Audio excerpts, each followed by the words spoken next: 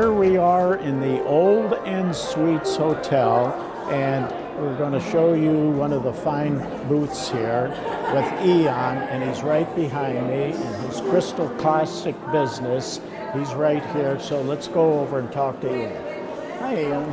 How you doing? Good morning, nice David. How are you? Fine. How are you doing? Good to see you. Yeah. So you're set up here, and you got some very fine minerals. These coppers, they look like there's something new there. Yeah. We've had a hell of a 2017. My wife decided it was time that we had some mines. So in 2017, Krystal Classics went mining, Very and good. we set up a new company called UK Mining Ventures Limited. We bought the Rogerley mine from Cal and Jesse in England. Very good. We started up a new mine called the Diana Maria mine, named after my dear wife. And we also went mining in the Ukraine for heliodors and in Australia for coppers. Yeah, this is wonderful. Oh, yeah, you got them all over on the table here and everything. So these are some of the new coppers from Australia. Okay, these are Australian. Yeah, nice little crystal aggregates. Nice. Do you know, it's nice to see native copper from somewhere else other than Michigan that's produced so much of native copper. It's nice to see other locations of it. It really is. Yeah, that's a beautiful thing. And this is a new deposit. And it's kind of unique for Australia. There's a whole supergene ore body that the old timers missed. Mm-hmm. So Krystal Classics was lucky enough to be able to get a license to remove Now, it. what is that? Is that silver? Looks like silver. No, it's copper. It's a native copper. It's got a strange tarnish on it. It's got some iridation.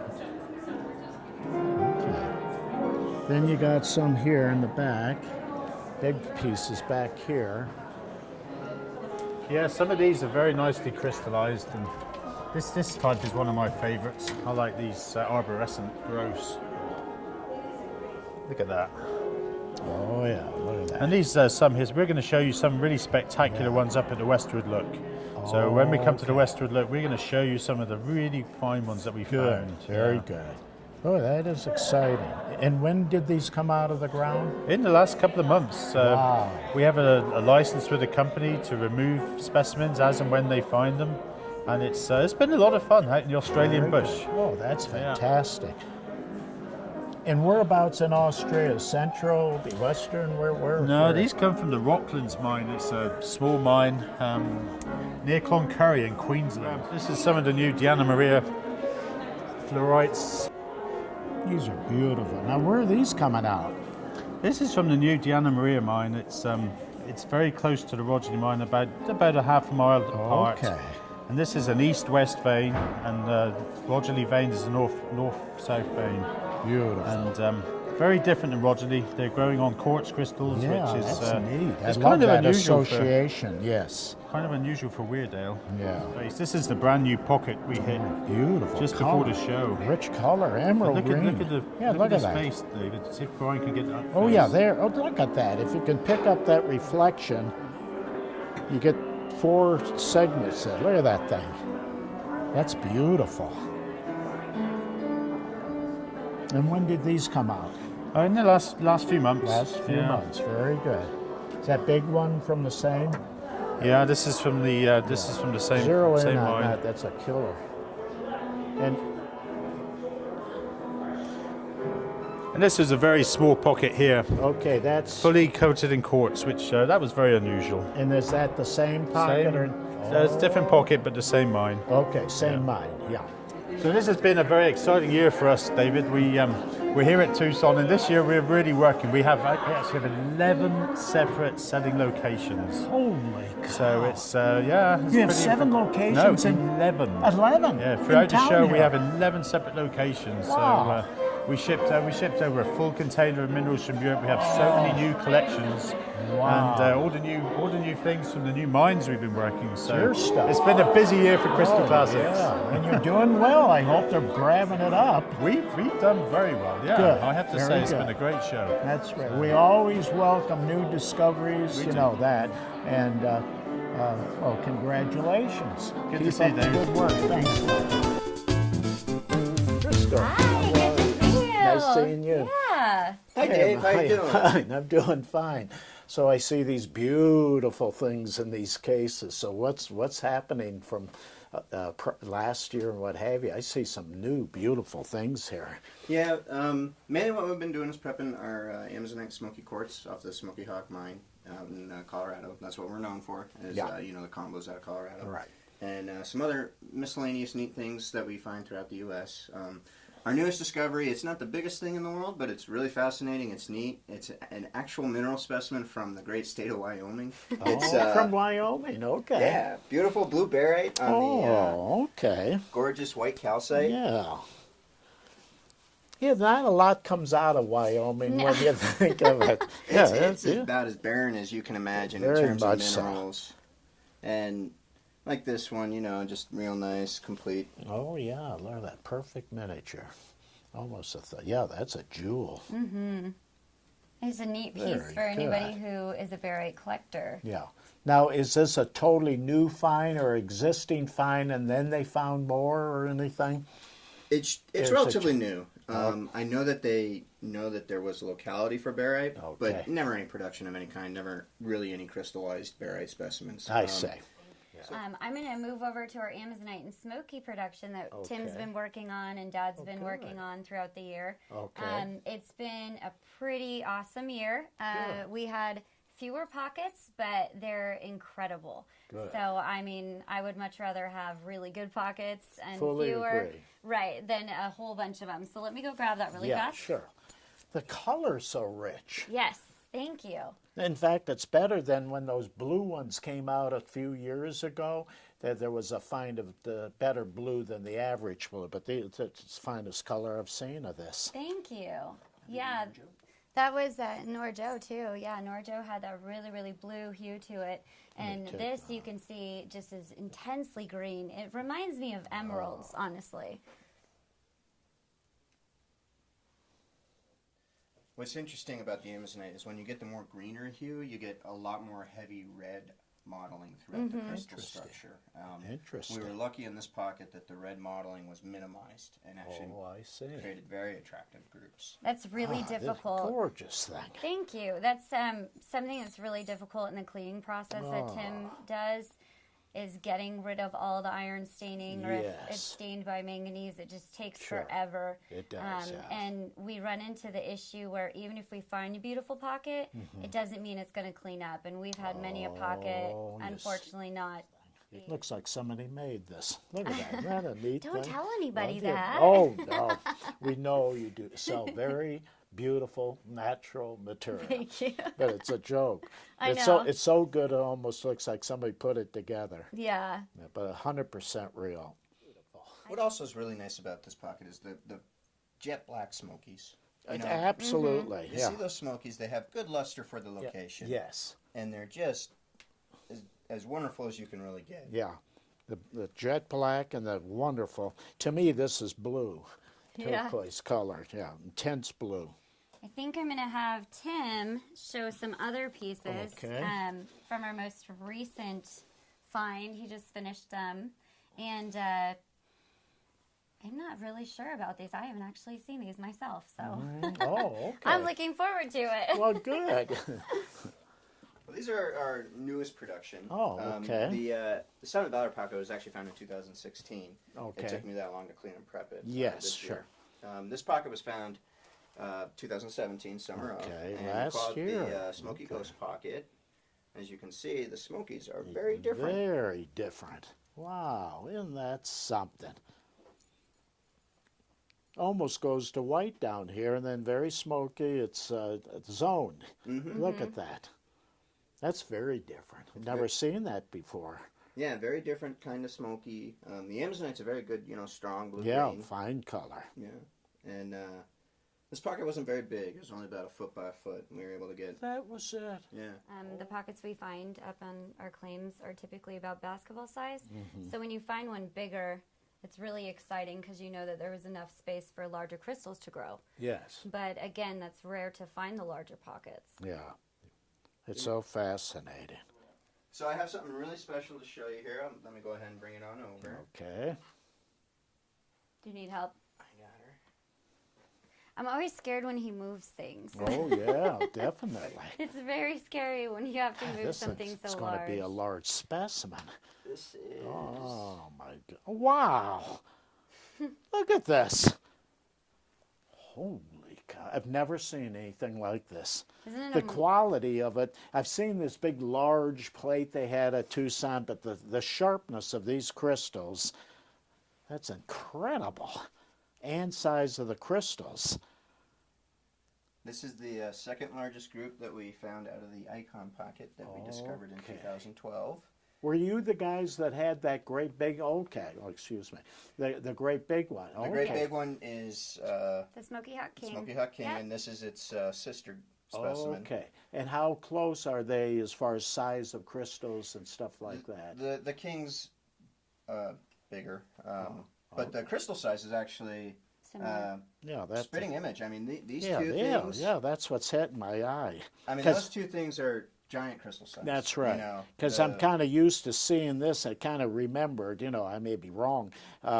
Generally this size and maybe a little larger, but that caught my eye, this area right here. And that's, for the size. And what's spectacular about these things is when you get large Amazonites, the color fades. That's just the reality. You don't get good color. And you get very, very heavy modeling and iron intrusion into the Amazonite, so it's a buzzkill. Yes. So, you can get a beer can-sized Amazonite, but if it has that iron and modeling, it's ugly as sin. You don't even clean it. Interesting. This one, on the other hand, as you can see, we got very lucky with this pocket. Beautiful. Just tilt it up a little bit. Yeah. And Right. voila. Yeah, there you go. Look at that. Beautiful.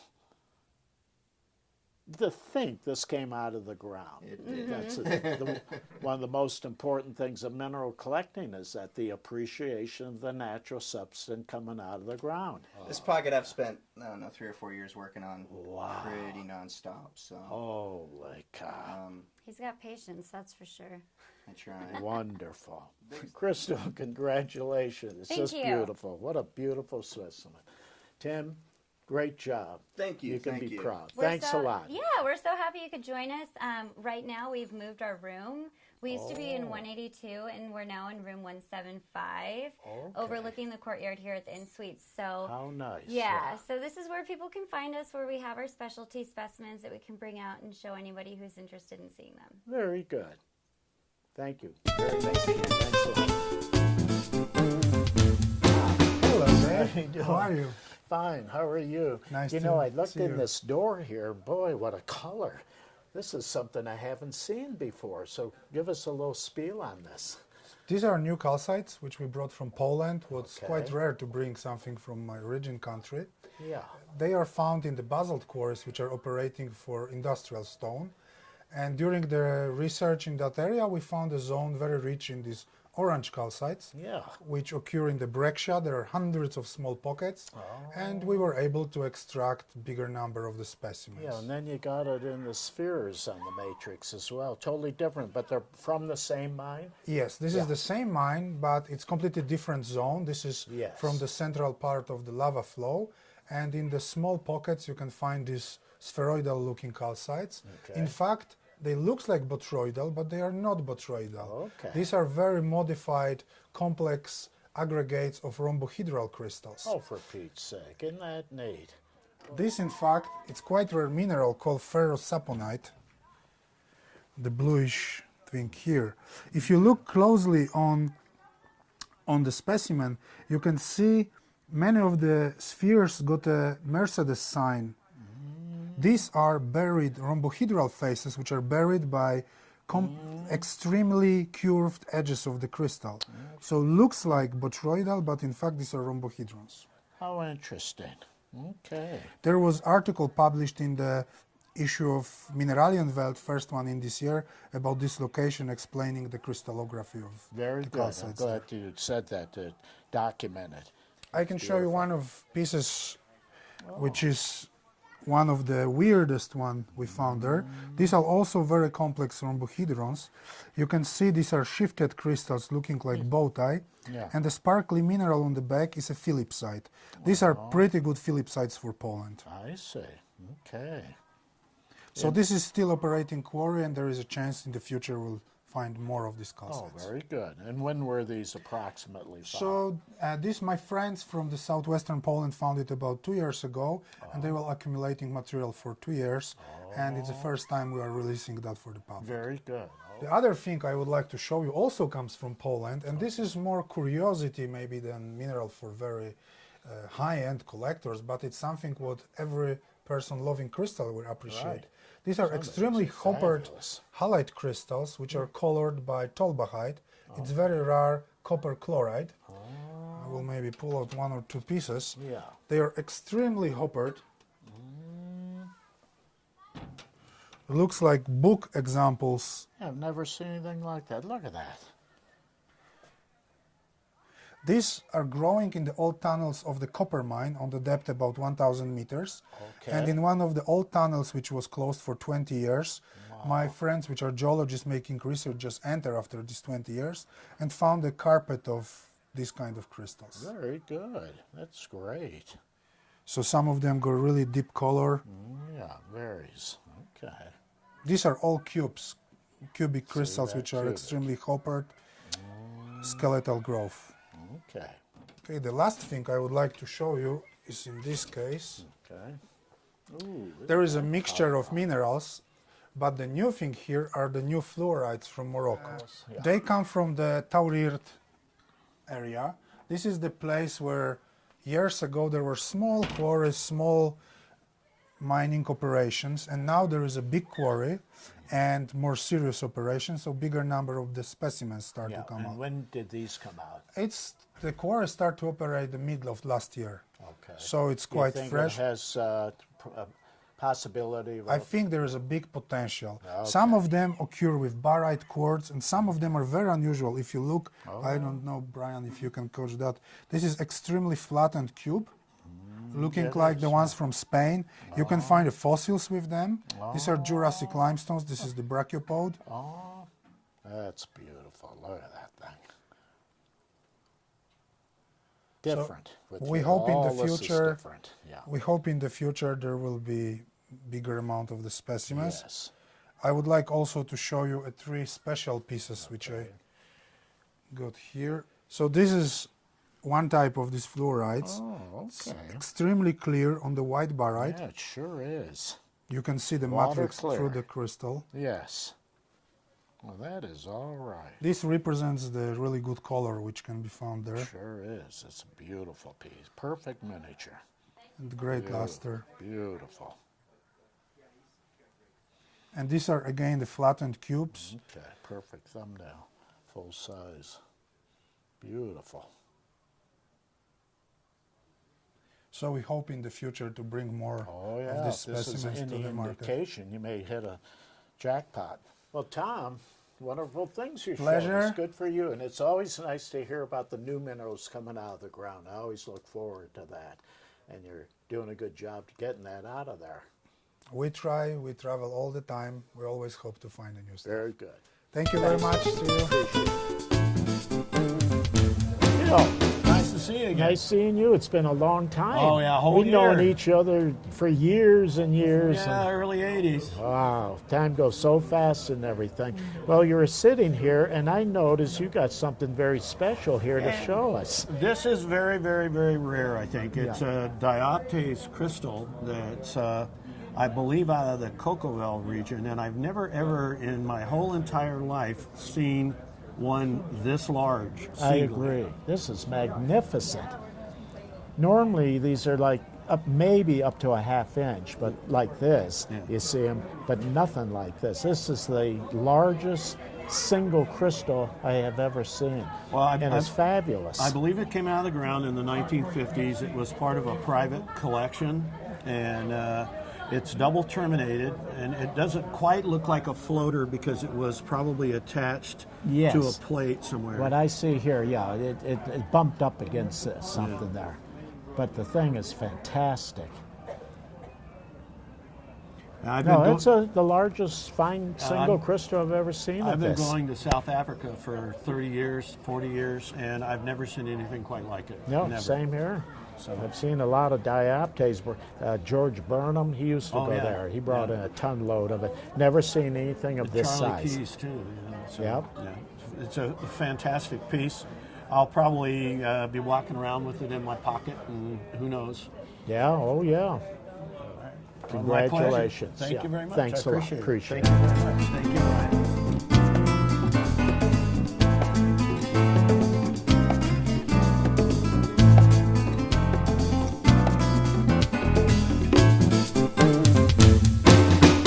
We're here at the Pueblo show, and we're going to see some beautiful material by Krystal Classics Fine Minerals Limited.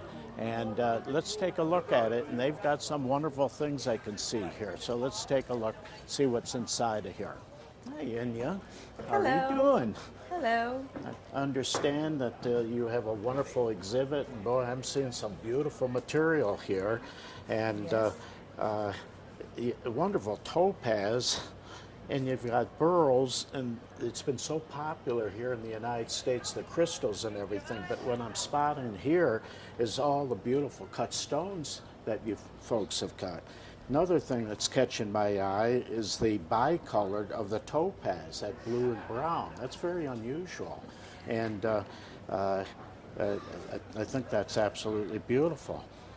Now, can I see that big rough right there, the rough stone there? Yes, of course. Yeah, I'd like to see that. These stones, all what you can see there, Yes. heliodors and bicolor topazes, all of these stones are representative from the most famous and unique deposit from Ukraine, Volodarsk.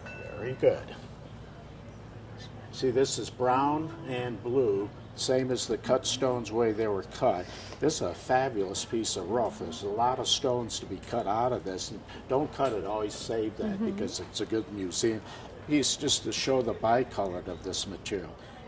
Okay, here you have the blue. Now here, it looks like you have a little bit of a tan color to it. It's a very unusual to see that like that. But it's more of a brownish, pretty much close to this. Very unusual. Another thing that caught my eye is this right there mounted on that. Can I see that out? You can call this a custom cut stone, but you don't know the type of cut, the name. The design. In our country, it is called like a fish. Okay, that's what you're trying to show there. Well, It's that's It's a magnificent. fantasy cutting. Yes. Now here's all the cut stones of the topazes in two colors right down here. That goes with this up here, with that there. Then you move over here, you can see the heliodors. And here's the heliodor crystal. This is heliodor burl in a yellow-green color, lovely crystal.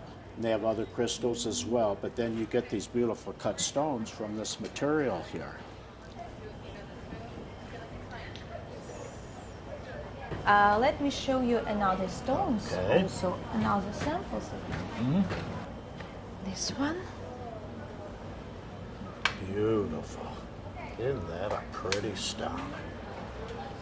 Do you know the cutting is very, very good for large stones because a lot of places you go in the world, you get cutting, but there's big windows in them, they're flat and so forth. So who's ever cutting these stones are doing a beautiful job.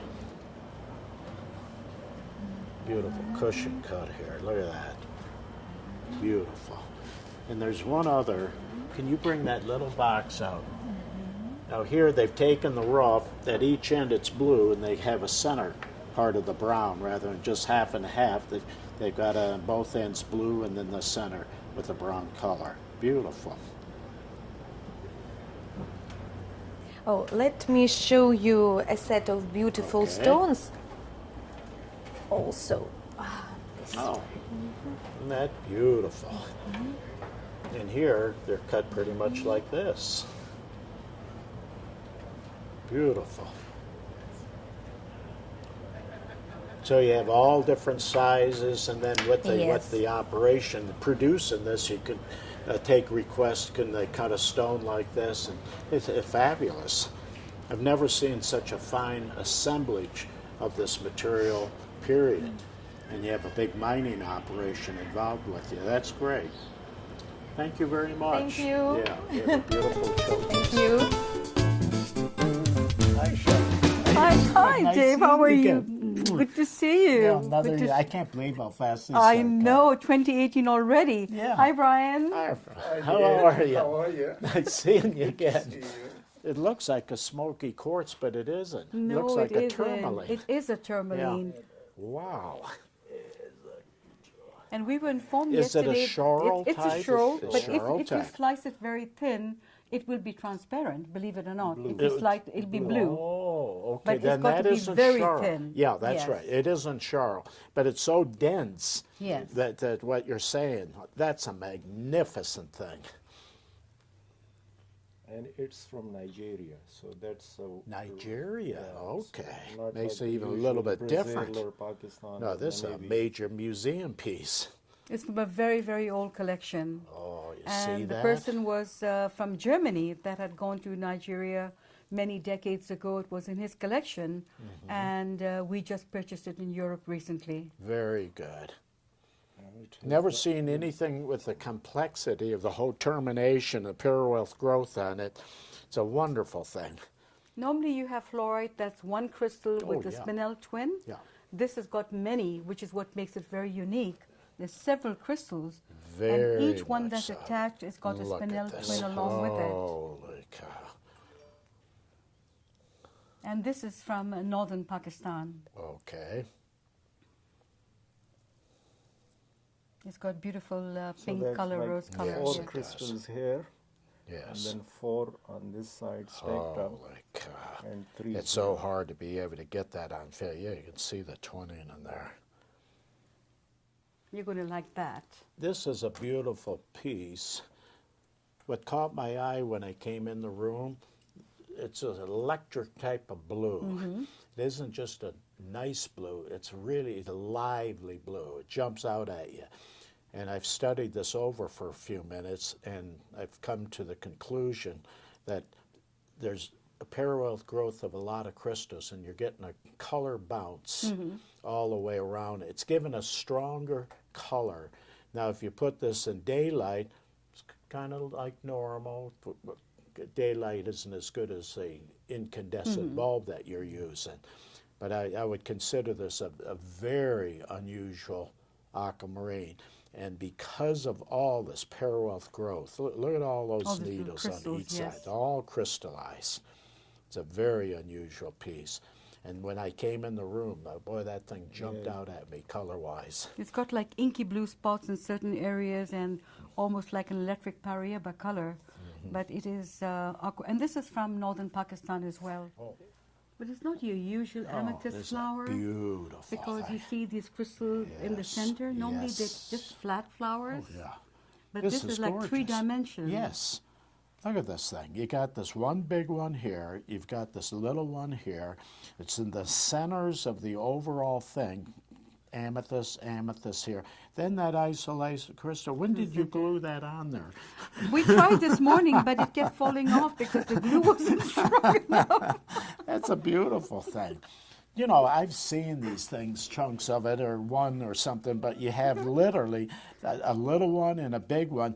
Then it decided, let's put one good single In the crystal center. on there. And then you've got these little crystals over here Oh, that yeah. are, growing out. Terminated, Yes. yeah, very much Terminated so. They're all crystals. terminated, yeah, everything. And the color also, Zero it's, damage. yeah, and No damage. dark in the center, Yeah. deeper purple in the center and light yeah. on the side. It's deeper because the density of the crystal, the size. Ah, That's what's okay, calling it a deeper right. color, yeah. I see. All intact. This was just a layer piece up there. It's not even broken in the back. This isn't broken. This is just where it was attached to the wall. This is a gorgeous thing. Okay, I want to explain this now. Now, because of San Diego County and Brazil has produced tremendous amounts of kunzite and also Afghanistan. But what's unusual about this is when you have the twinning of two crystals right like that. See this? And you just don't see that. You usually see one or the other. Right. Or if there's two of them, it's over here. But to have that right in there and it's twinned in there, look at that. See, there's one there, and then all of a sudden it's one. At the back, it's just one long crystal. That's right. That's and right. also perfect termination That's as well. right. Exactly. And it has a deep purple color. Down the through C-axis, yeah. Yeah, it will do that because of the density. See, you had it in the beginning, so whenever you look through the crystal, through the termination down, it would have that. If you couldn't see that, this would be white. Right. Yeah, say. Right. So it does have enough color in it both ways, but looking down that way, it's going to be richer color. But that is a magnificent thing. That's, So this is a fluorite with aquamarine, muscovite, boy, a jewel, twin. Yes, Pinnacle twin fluorite. You first look at it, you think it's a morganite because Yeah. we do find morganites That and is- fluorite that's from right. that part of the But world. here it's a pink fluorite. Yes. Now they do have pink fluorites by themselves They and do, all that. yes. And but the cuteness of the specimen to have the small fluorite be a twin, then with the cute little aquamarine yes. crystal. Yes. Beautiful It thing. also looks like an apatite because Yeah, oh, it apatite does. come from this locality. With That is aquamarine. correct. That's correct. Boy, is that unusual. Holy cow. This, when you said quartz, I was wondering, boy, quartz green like that, but you have these inclusions like you Inclusion of just fluoride. stated. Of chloride, It's yes. fluoride inclusions. And Oh, it's that's a huge, very and if you turn it unusual. around the way it's etched at the back, mostly from South America, you see this type of etching on heliodor Yeah. and even on aquamarine.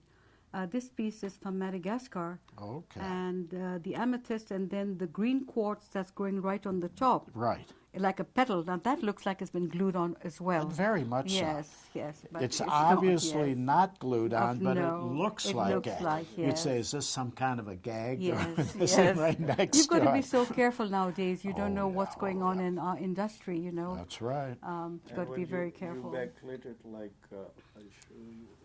Just Yeah, isn't that There you old? see Okay, the- I'm glad yes. you did that. Yeah, that's nice. Beautiful.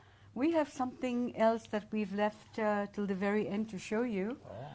It came down from the mines of northern Pakistan. It was a very, very large piece. It was not feasible to carry the whole thing, so the main piece was trimmed. And we haven't had a chance to prep it, but we wanted to bring it for What's Hot in Tucson. Okay. Because every year you all expect us to have something, more than one piece. So Yeah. just we want you to see the piece. It's very unusual, it's beautiful, but it Yes. still needs some prep work. So please keep that Okay. in mind when we show it to you, okay? I'm good at that. All Maybe right. I should do it. Okay, well, if you could, that would be good. You're going to be the first person in the United States to see it. It's just Oh, I arrived see. a few Okay. days ago. It's still in its Okay. original packing.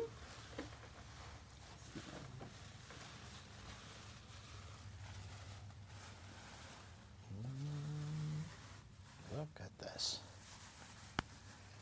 Is that a fluorite on there? Yes, sir, it is. Goodness. It's a fluoride. My goodness. Again, another beauty from northern Pakistan. Yeah.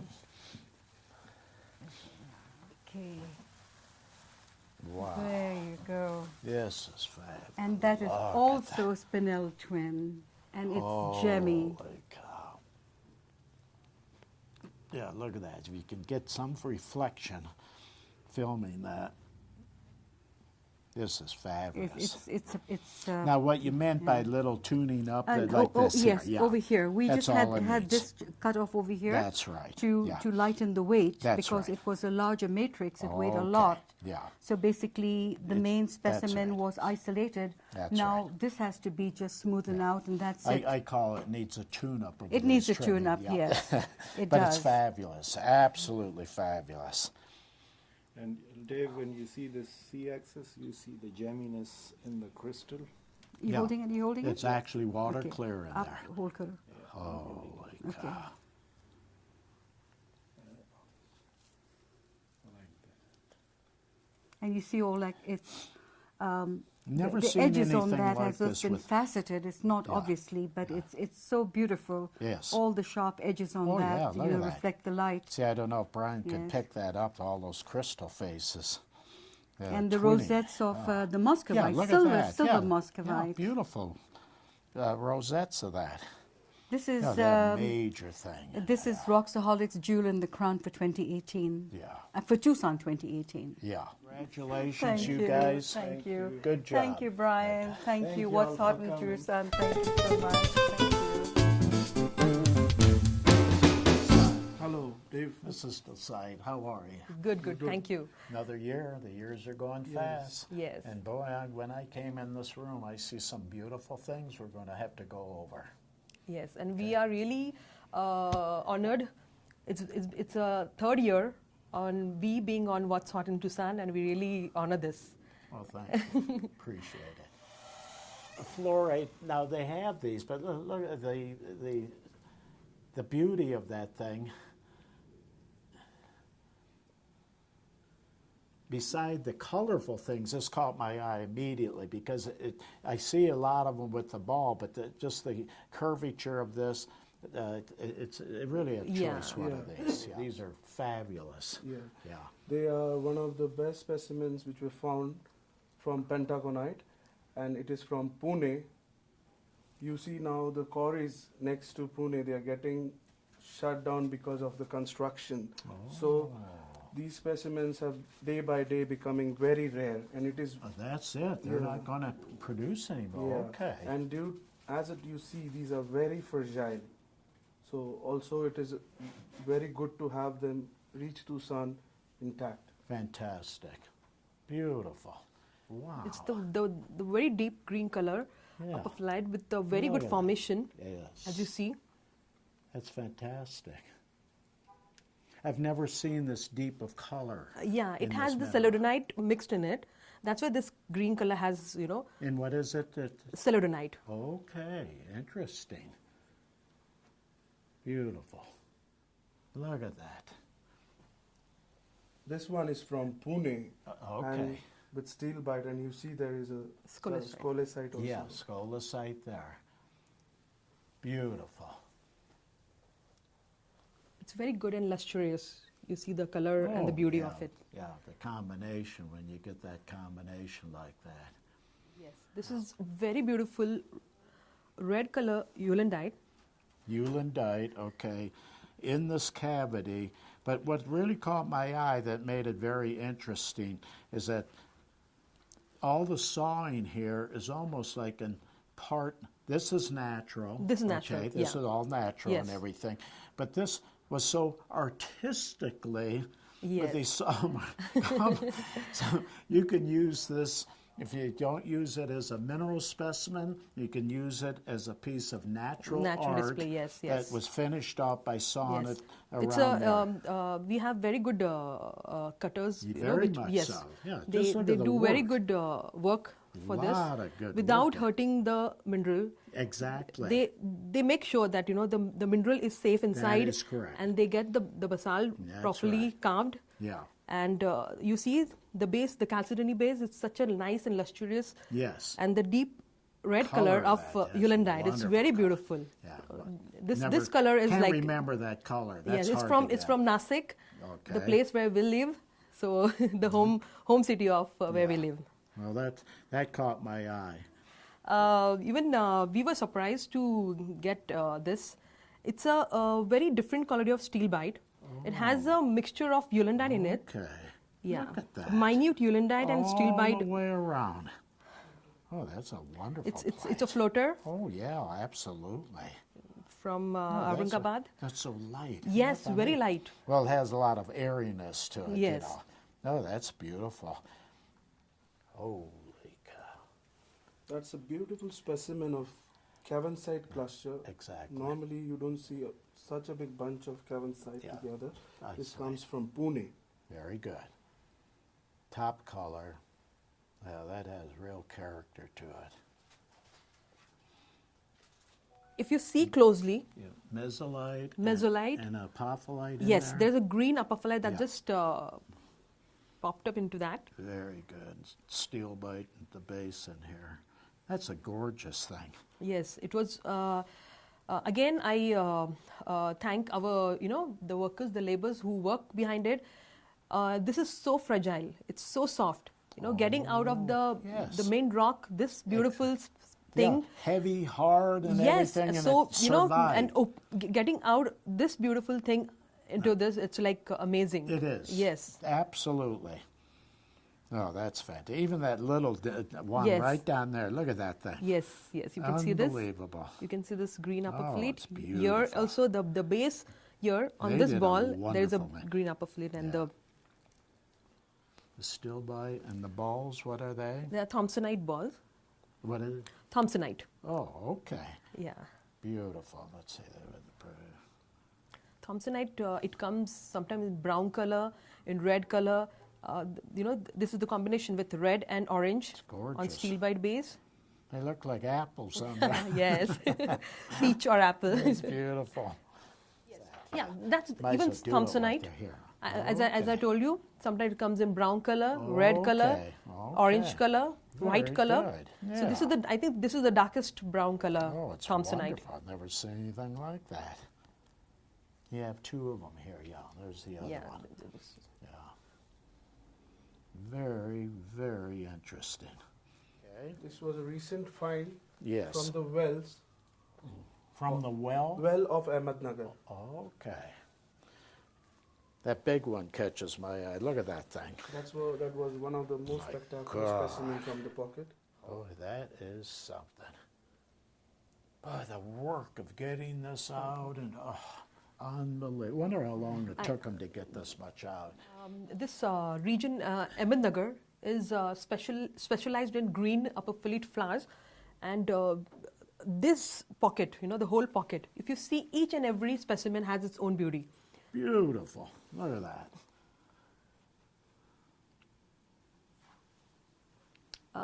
Few years back, we had disco balls. Yes. Really nice disco balls. That's right. These are not disco balls, but the formation. If Yeah. you see, some are Each disco ball and yes, individual crystals with the still bite. like if you Yeah. see here. Oh, yeah, look it's at it's a that. flower of disco Yeah. ball with some That's right. point. Yeah. You got it.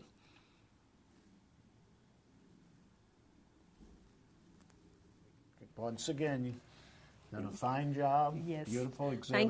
Thank you, Yeah, Dave. we'll Thank be you. back It's a again pleasure. Next year. Appreciate it very It was much. very nice having you. Hi, Dave. How you doing? Good, thanks. How are you? I'm doing fine, except I have a little hip thing, but I'm doing fine. Or when I heard Rudakova, Yeah. and then I see him. Yeah, I got a nice collection earlier this fall. An old collection that was purchased around 2002, 2003. Just in a whole array of slices. Fantastic. And have these been actually identified as Rudakova? Absolutely. Because a lot of people are taking all this Madagascar, everything's Madagascar, it's all Rudakova. Right. Oh, it's a beautiful collection. Yeah. No question about it. This stuff just amazes me, the Yeah. structures and the colors. Color on that one. Yeah, the look shape. at that thing. It's always amazed me how it forms. Yes. Yeah, this is classic. Yeah, with the this is a good one. nice Yeah, triangle. look at that thing.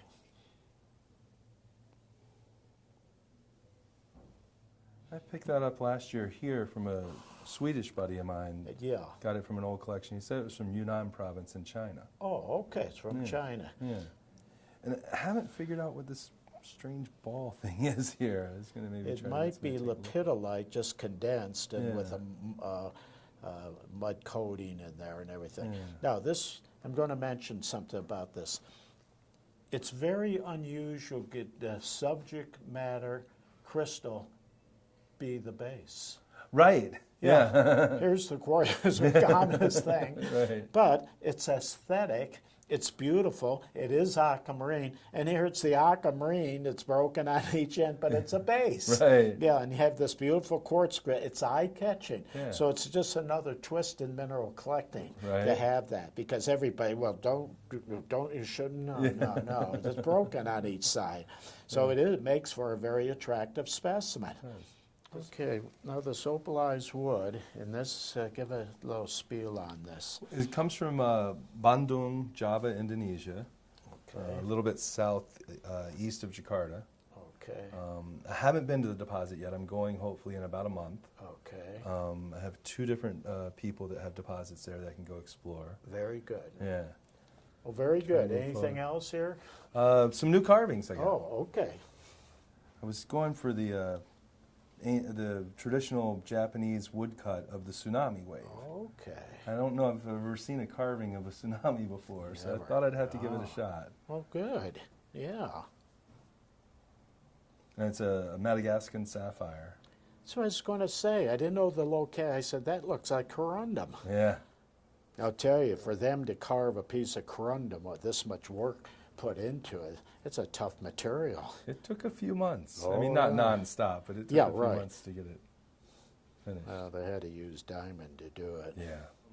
I've been trying to source out better and better material all the time to have carved, and I found this pink fluorite from Peru Oh, isn't that nice? at the Munich show in October. Oh, okay.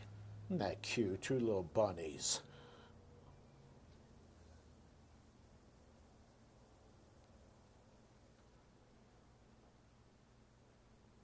Nice gemmy material. Yeah, I think Very it's nice. better to use better material now. Yeah. You like gem rough, or not Oh, gem yeah. rough, Now but gem that's material. nice. Oh, that was some big crystal there. Yeah. Good sized crystal. Now this is kind of interesting because it's gemmy in there. This would really be I can't mention names, but a person who would look at this, he could tell you in 5 minutes, it's got a 50-carat stone in it. I Right. never saw anything like it in all my life. And he had it cut and showed it to me. Couldn't believe it. So to make the carving very desirable, and you know it's expensive to do all this, but what's good about this, it has color to it. It's Right. not just white topaz. Yeah. I don't care what color it is. You could get a hell of a cut stone out of this thing. Right. A few of them too. You got more of a brownish down in here, and so forth. So not to say they made the mistake in making the carving. No, it's just that this is gem material as Yeah. well. It has a bragging thing besides the fine workmanship they did on this carving. You know, I've been working on a new project, Dave. It's I'm calling myself a jeweler now. I'm doing some jewelry design. Okay. And so I did a sterling silver moon. Oh. And I attempted to do it lunatomically correct with the Sea of Crisis, the Sea of Tranquility, and the Sea of Serenity, and the Tycho crater. And in the Sea of Crisis, I infused moon dust, lunar meteorite dust, into an enamel. So how do you get this lunar dust or something? When they find meteorites in the Sahara, they identify it first by the materials in it as being lunar, and then they cut it and they collect the dust. The dust is really valuable because see. nobody has moon Exactly. here on the Earth, really. Yeah. That's a clever thing they came up with. Yeah. Okay, so that's what that is. That has moon dust infused in the cloisonne. Yeah. Okay. Yeah. Good to see you, Dave. Good to see you.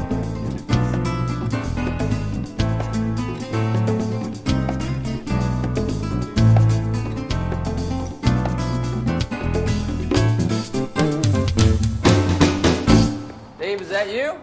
Yo. How are you? Welcome to Tucson. Well, you were right at the door to greet me. Oh, I aren't knew you were coming. Yeah. It's that time of year again. Yeah, boggling my mind, the beauty here. My God, the colors. Isn't it fantastic?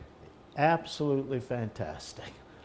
Let me show you some stuff. Let's Sure. start over here. Yes. This is, as you know, one of our most popular cases that we do every year. This is a very popular size with collectors now because most of them are definitely less expensive than getting the great big ones. Definitively, yeah. I mean, it's the price range goes anywhere from, you know, 1,000 or even some sub-1,000, 500, 750, and up to as much as about 25,000 in this size range, depending on the piece. But, Right, exactly. you know, this size is one of the most popular, and exactly for that reason. It's That's affordable. right. That's right. People That's can right. come in and they can find something that's a little jewel, a little different. And I use my aesthetic eye and my twist on trying to Right. find the ones that are outliers, even Yes. in this category, Yes. to present to people.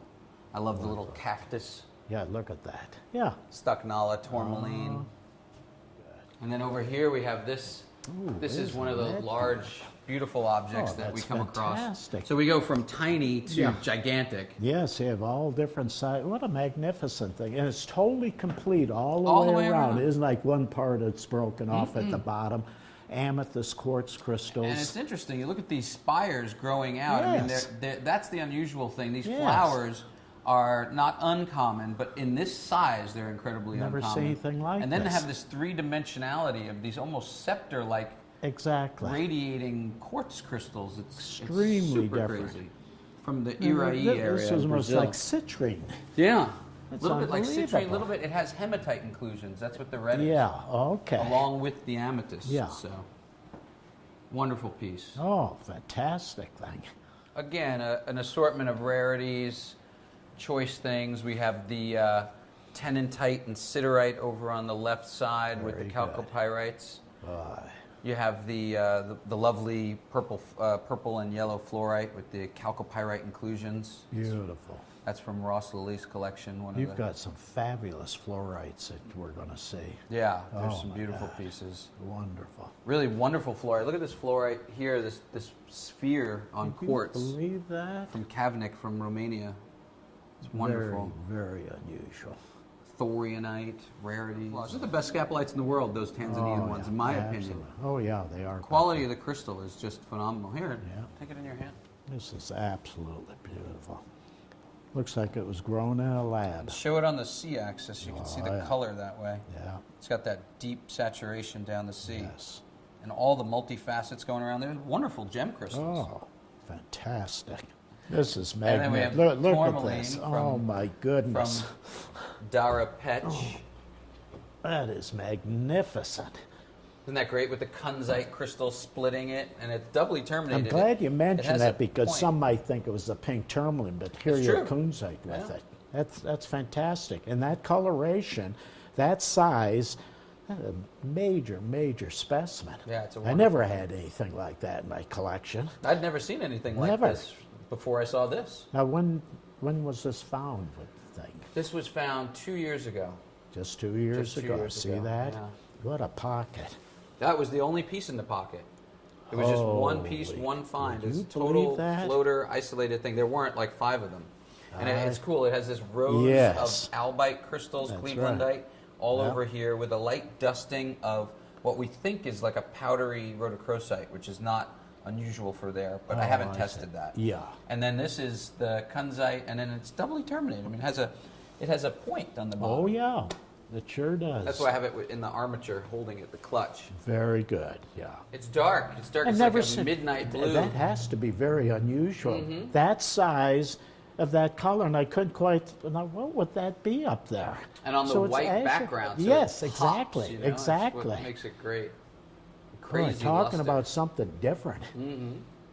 Because you could have a lot of people come in here and say, what do you think this is? I didn't think it was azurite. There you go. I thought it was, what is the black tourmaline? I can't think of the name of the black. Schorl? Schorl. I thought it was kind of a Schorl thing, but you can see the habit's different, but just standing back. Yeah, that's fantastic. That's definitely Goes on and on and on. There's one thing that caught my eye here. Very unusual, all kinds of fine things here, needless to say. But sitting over there, this piece right here, this fluorite with these blue fluorites, and look at the way they're all intertwined. That's a very unique thing. That was from a find about 4 or 5 years ago, and it was actually pretty prolific. They hit about, there's probably about 200 pieces came out. Oh, Not all of them had the right coloration. A lot of them, the blue-purple crystals that are the later generation on the green are very pale. This one actually has very good saturation of color, and the shape of the crystals is crazy. They're like these rounded octahedrons. Exactly. Yeah, I like this one particularly. This lemon yellow cubes. Oh, look that's at from that. the Ross Lily Very collection. different. Okay, that's what it is. Yeah, you got killer fluorites. And look at this one. It's almost optical, but totally octahedron. You see that? Isn't that great? Totally. I'm glad you pointed out because I could stand here all day and look at it. That's a great shape. Beautiful. Beautiful. Let's head into the vault. I'll show you some more stuff in the vault room. Okay. It goes unbelievable. things are catching my eye, so immediately that hits you. You like the fluorite? Oh, yes, fluorite. So look at this. The illite. With that matrix like that. Mm-hmm. Oh, look at this cute thing, double terminated. Look at that, it has a bend to it. Yeah. Isn't that neat? And it's got like a little phantom line going through it. It's almost like a Fodden calcite. It's the strangest thing. Lovely swindle in the middle. Oh yeah, gorgeous. From Russia. And then it just goes on this and is on cool. and on. This is analcime from China, so totally unusual. Sure is. And this diamond crystal from azurite from Milpilus, that's a wonderful object. Yeah, these are beautiful. That's Yeah. a killer. Great Absolute killer. Perfect miniature.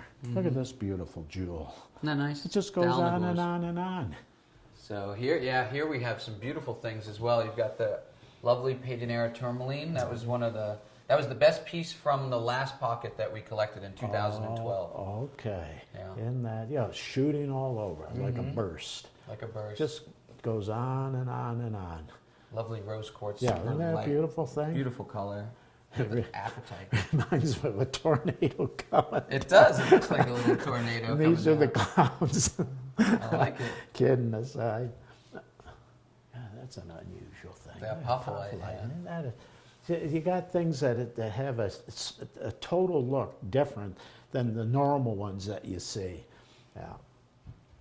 And over here we have some This thing beauties. caught my eye, what's sitting out in the living room. Look at that thing. That's great. It's killer. That's a relatively new find. Those were found about Unbelievable. 3 years ago. Okay. And they've been coming out. And what I love about them is this composition. That's I mean, right. you've got that druzy quartz. Unbelievable. And then the dolomites, and then the fluorites. It's a wonderful thing. Wonderful Never combo. seen anything like that. Yeah, beautiful. No, beautiful. that's a one of a kind. And the azurine, I love that azurine. Oh, with the yeah, smoky that's quartz a coming. You can see the fine smoky quartz from over here. Very Those much crystals so. are just Yeah. outstanding Yeah. for that species. They really are. And then over here we have the alternate view, the Just black cases. unbelievable. Look A lot at of people this. like these. Oh, yeah, they're very nice. He has such a variety. That's what's so neat about your whole gallery here. Yeah, wonderful things. All right. Well, okay, we got that. Before we go into the vault, we're taking stuff out of the vault. Yeah. Right? I mean, but this year I thought we'd do something a little different. I have something else I Okay. want to share with you. And, Okay. I think what we should do is we should go into the vault. Okay, let's do that. Do you think you can Yeah, get through I here? can manage it. All right, let's go right in. Oh, Dave, don't push. Dave, did you ever think that you'd find this on the other side of the vault? Follow me. This is something, coming out of that vault and seeing this beautiful place. Welcome to Vail, Colorado. Oh, it's fabulous. This is Vail Village. Bitter cold, though. Yeah, it's very Holy cold. cow. It's cold today. But it's beautiful. Follow here. me Look over at here. all This is our newest gallery. Oh, this is well. This is fantastic. first of all, you can see the mountains. Oh, and this is beautiful. Vail Village. We're in the heart of Vail Village. Beautiful. Isn't This is one of the most something? exclusive spots in Vail. Oh, it's gorgeous. And we're right between the mountain is on the other side of this. Our store right there, Mardani. Very Is good. in the lodge. This was the very first hotel that was built here when they started doing skiing here in Vail. Very and then good. right on the other side is the Solaris on the other side of these buildings, and that's been like the new epicenter of Vail. So we're right in the heart of everything, and That's pretty much all wonderful. traffic has to pass Fantastic. on this street to get to the gondola and to get to back to the main hotels. So it's Yes. a wonderful location. Let me Oh, show you it's the gallery. beautiful, by all It's freezing means. out here. Whew, I'm glad we have jackets in Tucson. Yeah, it's really chilly. Ooh, very cool. Well, it's winter, but this is gorgeous. All these different styles of buildings. I love this. Yeah, it's fun. I haven't been through Vail maybe 30 years. It's 30 been a years, long huh? time ago. Wow. Yeah, this is beautiful. Vail's changed in 30 years. Yeah. A lot. It's become one of the most key destinations for skiing around the world. You see that? And it's a lot to do with, how much infrastructure they've put here. Yes. And the mountain itself has all the back bowls, which you don't find in other places where people Exactly. can get this crazy experience. So welcome this is to the gallery. beautiful. Look Isn't at this great? this. Let me show you what we got going on in here. Yeah, this is really something. Isn't this awesome? Okay. So we opened Right. this just here in December, Okay. and we're now about a month in, and we're in the middle of what is an amazing experience here in Vale, showing Very off our good. beautiful pieces. So I wanted to share it with you. Yeah, Here, let me that's take your fantastic. coat. Yeah, This is okay. my wife, Marissa. Hello. Hi, Marissa. How you doing? Good to nice see to you. He's Nice throwing me Welcome. right on the side for Marissa. Yeah. Well, this is really impressive. I'm glad you could Yeah. take that little trip through the vault with me and come see this. Yes, absolutely. Isn't this nice? Oh, I love it. So here we have a giant quartz. Look at the Yes. size of this thing. Beautiful. And it's all recrystallized on the outside. You know, it looks like a big chunk of carved ice. Yeah. And here it's a quartz crystal. This That's is beautiful. Tanzanian. Isn't that amazing? Tanzania. Okay. Tanzania. Where do you hear quartz from Tanzania? That's wonderful. The Mondo mine is the name of this mine, and it Okay. started producing only about 8 months ago, and it's produced some of the world's great quartzes so That's far. This is one of the fantastic. largest fine pieces that came from there, but there's a couple that are about this size that are optical and totally Very glassy good. on the outside. So those That's are fantastic. amazing. And then here we have a beautiful. Oh, just you know, beautiful the store specimen. here is a little different than our first store in New York, which you visited, obviously. That's correct. This one, we weren't able to find as big a footprint in Vale. We started looking at where we were going to expand the brand of Mardani and where we were going to have more retail galleries. And we were toying between Miami and LA and London, and we decided that Vale was the next home. Because of some local connections we had with people here, Very good. and because of availability of space and just timing, everything worked out. So we found this Fantastic. little boutique shop. It's beautiful. only about 500 square feet, but it really gives the visitor a real impact of what fine minerals are in a very different way than what they see in other galleries. That's for sure. Yeah. Traditionally, these ski towns have all had galleries, and that's why we looked at Vale.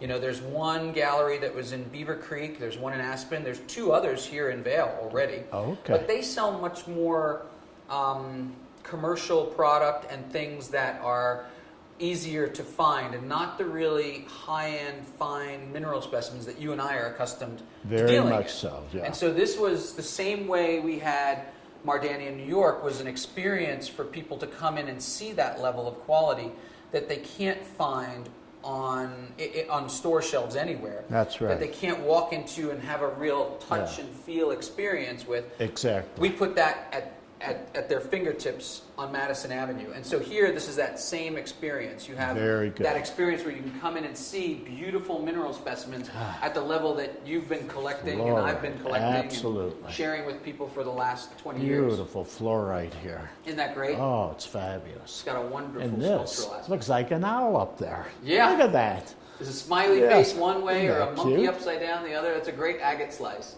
We don't do a Beautiful lot of slice. lapidary things, but that one struck That's me. a so I showy figured- one. That's yeah, we an put eye that in. catcher. Caught my eye right away. And we do have a couple of fossils. We have just a little bit of variety, but really fine ones. That's one that I bought in Russia when I was, I think I okay. was 18 years old, and I bought it at the Volga Beautiful. River myself personally. Fantastic. And this one we have, this is one of the ones also from Oh, Russia, but it's been beautiful. pyritized and calcitized. It sure in has. the sutures Isn't of the that Nautilus. beautiful? So it's got a beautiful look to it. I love that. Fantastic. Like now they tiger did stripe. polish it off. That has didn't been they? polished, but yeah. they have to. Look at how beautiful that with like wires of pyrite. That's very unusual. Yeah. Particularly nice one. The more striping you have, Yes. the banding of the calcite with That's the pyrite right. around it, Totally the more different. valuable those are. So Very those are much really, so. That's a fine one of those. Yeah. Oh boy, this is an unusual piece. These are those calcites that have been coming from Mexico Yeah. over the last 2 years, and they're wonderful because there's Oh, 3 generations of that's growth. right. You have that first heart twins growing on That's the right. smaller dogtooth calcite, and then you have this white coating that grows over, which is another layer of like an aragonite calcite, and then you have another coating of these sort of tan-colored epitaxial calcite crystals that grow just on the perimeter It's of the amazing. twins. This is really fabulous. Very different. You don't Yeah. see things like this. Oh, that's fantastic. I love that. Oh, That's this good. is about 25 years old, and I found it Okay. in a collection in the Northeast in Connecticut. Okay, Of all very places. good. Yeah, it's an old elmwood piece, and I was shocked to find it. I've seen big crystals, but not, I mean, this is like, Oh, it's this unbelievable. is almost 8 inches All on stepped edge. up, yeah, and it's it's one wonderful. crystal sort of rotating like this a little Exactly. bit on each face. That's right. And so the architecture of it above the sphalerite is just phenomenal. That's right.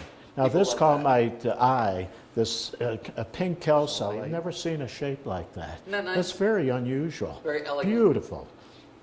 And we have it with the the custom mount, so it looks like it's floating That's in right. space. So we take a lot of pride in how we present the things That's as right. well. Yeah, This is this thing, fantastic. yeah. Look at this thing. I don't know I if we love can see this. it, but The I don't have satin. enough light in the cabinets yet. I'm going to change that this next spring. But it is beautiful, that glow Look at how the reflection. whole thing just Kinda glows satiny, like that. yeah. It is. It's very satiny.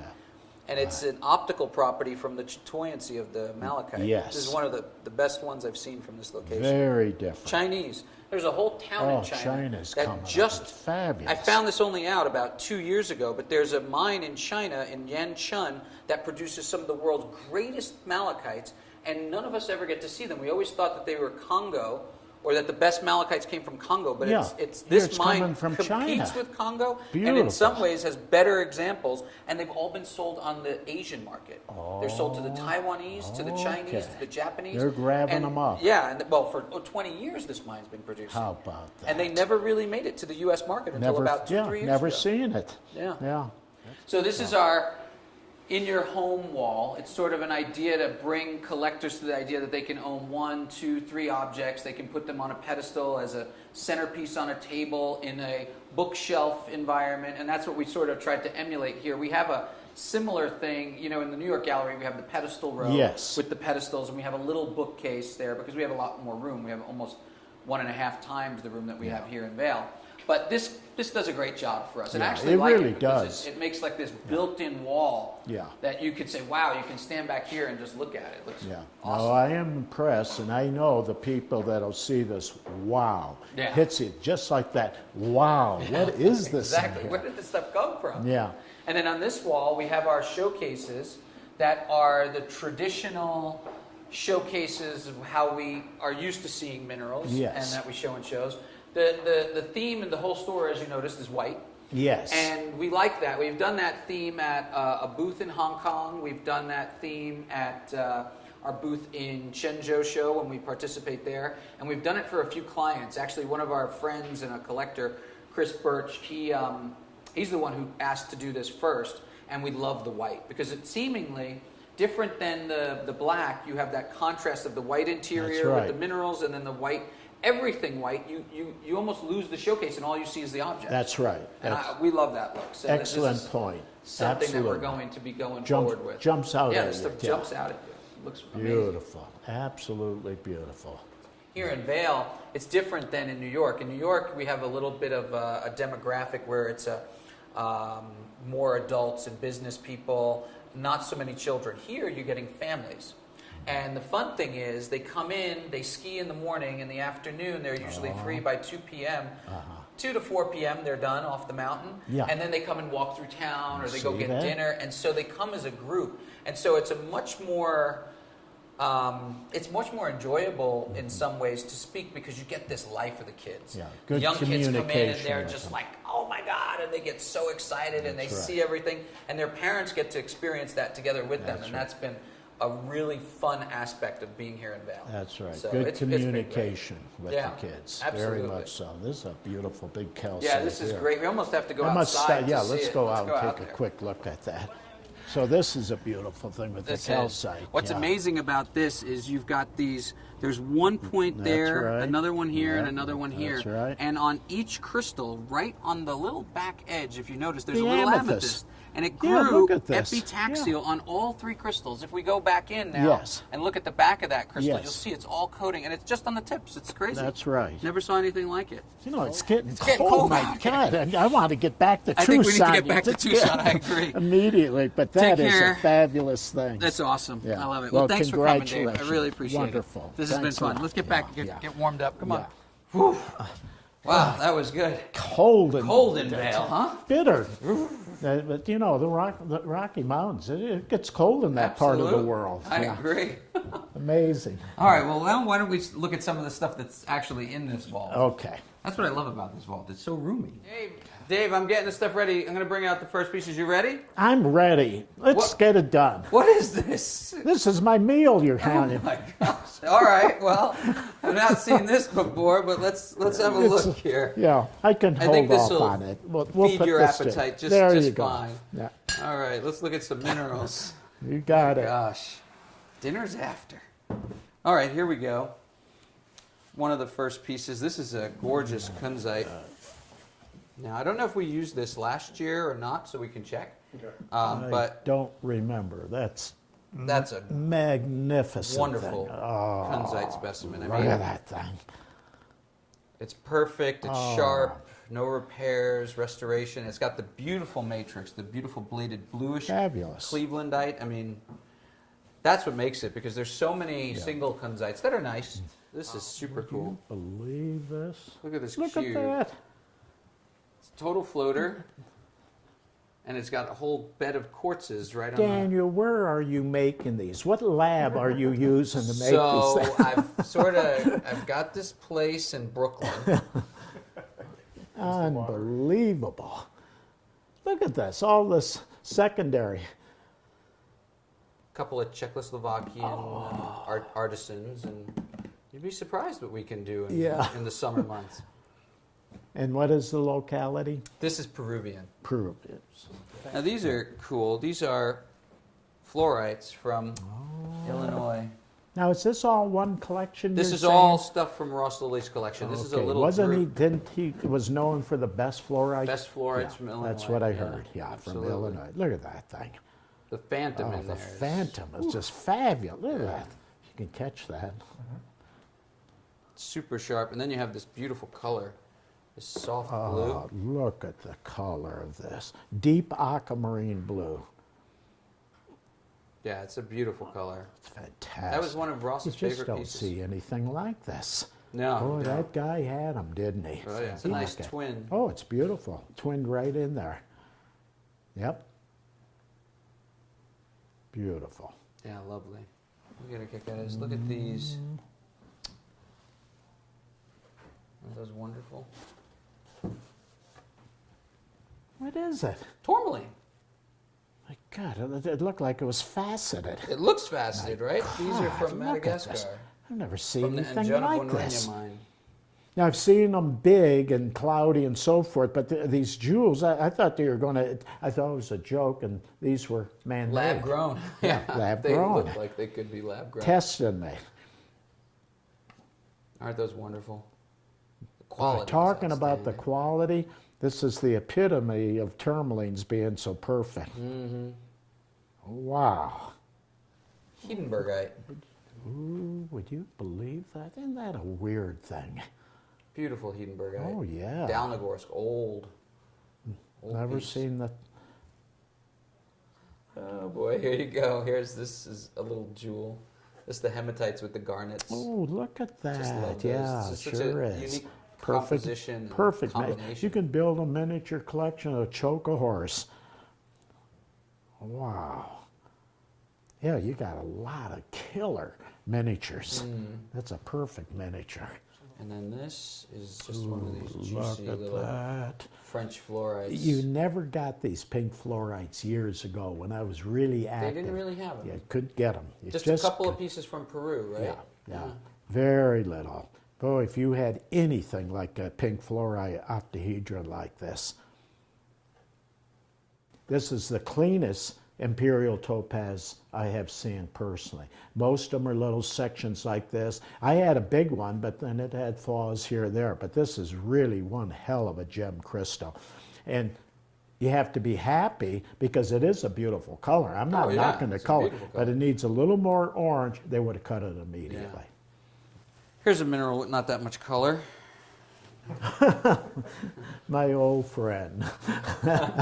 Brings back fond memories. Nothing wrong with that. It's a killer. Isn't that great? Oh, it's wonderful. Oh, that's a super piece. Love rhodochrosites from Sweet Home. Oh, you can't beat them. You No. just can't beat them. I need my glasses, but it's a rare crystal. It is diamond? That's a diamond. It is a diamond. Yeah. Yeah, that's a flattened Mackle twin. Mackle twin. That's what it is. Yeah. Oh, this is from the back east. The oh Eden my Mills. God, Eden Mills. What makes this good? The crystals are somewhat larger than average. They're more isolated on the matrix. Most of them are like this, but the crystals are above average, gemmy, and they're scattered on the matrix. They have intense deep color to them. They're rich. It's a very It's fine wonderful. thing. Look at that thing. Get this thing out of here. Oh, look at that. Isn't that Beautiful beautiful? aesthetics. Look at that thing. Isn't that great? A jewel. Just perfect Just balance, perfect. a little burst of quartz, and then the big twin coming right out of it. What's so interesting, it's so blocky up in here. Yeah, fabulous twin.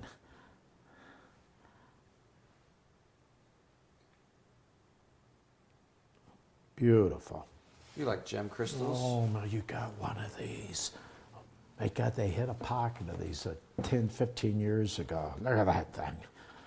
That's from Killer. that pocket. That was This definitely is, yeah. one of the best. These of are those. so hard to get. It is definitely one of the best. If it was a little more all gem all the way down, then it'd be even higher. But this is a super piece, and it's big. This is a major museum piece, and it's all there. It's all perfect. I like the other side. I like this front here where you get that natural etching at yeah, the bottom. see, this and is all fine. Of this is yeah, super clean. that's right. Look at that. Yeah, it's a lot gemmier here, and then all this. Oh yeah, that's a killer. Isn't that nice? That was a wonderful pocket when that was hit. I couldn't believe it. Look at that jewel. Holy cow, azurite. Is this from the That's Sonora? from the same, Milpulus. What an unusual locale. I can't believe that one with the black. Yeah. I never saw anything like that. Boy, putting that with a suite of these, you know. You'll be surprised where it comes from in relative to how it looks. Diaptase? Yeah. Holy cow. Where's this from now? It's from Congo. Congo. Which is not surprising that it's a dioptase from Congo, but the quality of Quality it of looks this. like a It's dioptase from unbelievable. Sumeb. Yes. But it is, Brilliance. what's good about it, this has got a little bit of blue into the green. Yeah. And then this almost looks like it's not here. Oh. I actually have this more for the gallery. Look at this thing. This lace calcite. Oh, would you believe Intergrown that? poker chips with the yeah. little stripe. It's just very unbelievable. Oh, absolutely. Delicate and I mean, I have to be honest with you. I don't remember seeing anything like this in a comprehensive calcite collection. This is the first time I've ever seen anything like that. No, I've that's seen totally only a handful different. of these. Yeah. Chinese locality. Oh, it's a Chinese. Mhm. That's the first time I've seen this. Here you go. Here's a kunzite more typical of what. Look at that thing. Isn't that a beauty? See, it's good to get at least the termination on one end. Some have them just a broken chunk. This is what totally have you. floater all the Oh, way this around. is fatter.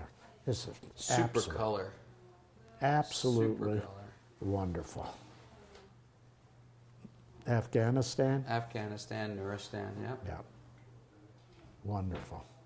And it's twinned. So gemmy, What's too. nice about this is, I don't know if you can see this, but you see this line here? Yes, I see That's that. the twinning plane. Oh, And so normally they twin okay. down this plane. Almost all kunzites are twinned. I think 99% of them are twinned. But this That is I'm glad you pointed that out. twin down the oh, front you see plane. that? Yeah, it's very unusual. Very. Boy. They tend to be blockier and have a richer color when they do that. Yes. Than the thin blades. That's so neat. You could see this matrix, what is it? The albite, I Like an guess. albite, yeah. Yeah, from here. Look at that. It's like a big rose in Yeah, there. it looks like an aquarium. Yeah. It's a well-known piece. It's Okay. not new. It's Oh, no, an it's not old new. Australian piece. Yes. And it's got great I crystals. I albeit a think little I rounded, remember but seeing a picture of this because I remember this. This is a fabulous thing. It's got such a great 35 feel ounces? in your How many hand. ounces? I don't know how many ounces. We could find out.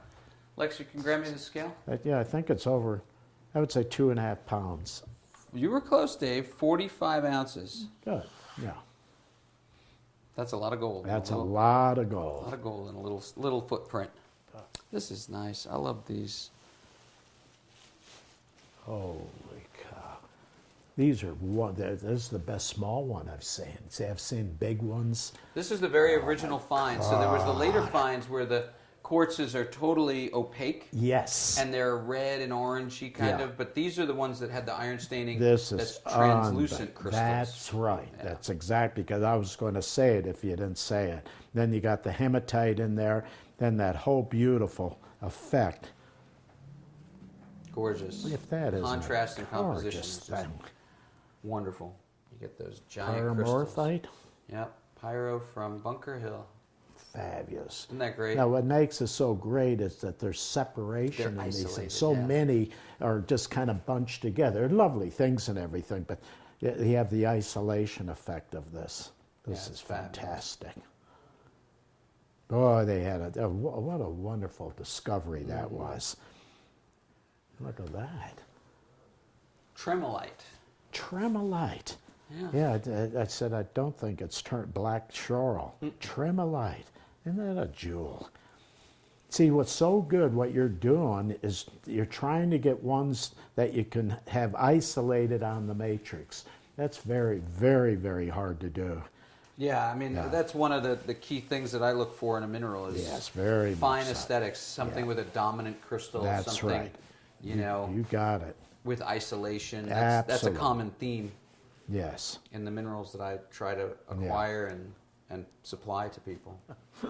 And this is good old Rudny. Look at that. Again, talk about isolation. Calcite. Big twin from Rudny on Matrix. It's great. This is unbelievable. That's really good. I've seen these, but this thing is gem. This is a lovely object as well. Oh, fluorite and quartz. No, fluorite on celestite. Oh, it is. It is celestite. celestite. Yeah, I can see Clay it. Center, Ohio. It's a wonderful piece. That was in the American Mineral Treasures. You know, that's very nice of you to give me. I'm from Cleveland. Are you really? Yeah, I'm from Cleveland, Ohio. Yeah, you've built a whole collection today. You've got a gold.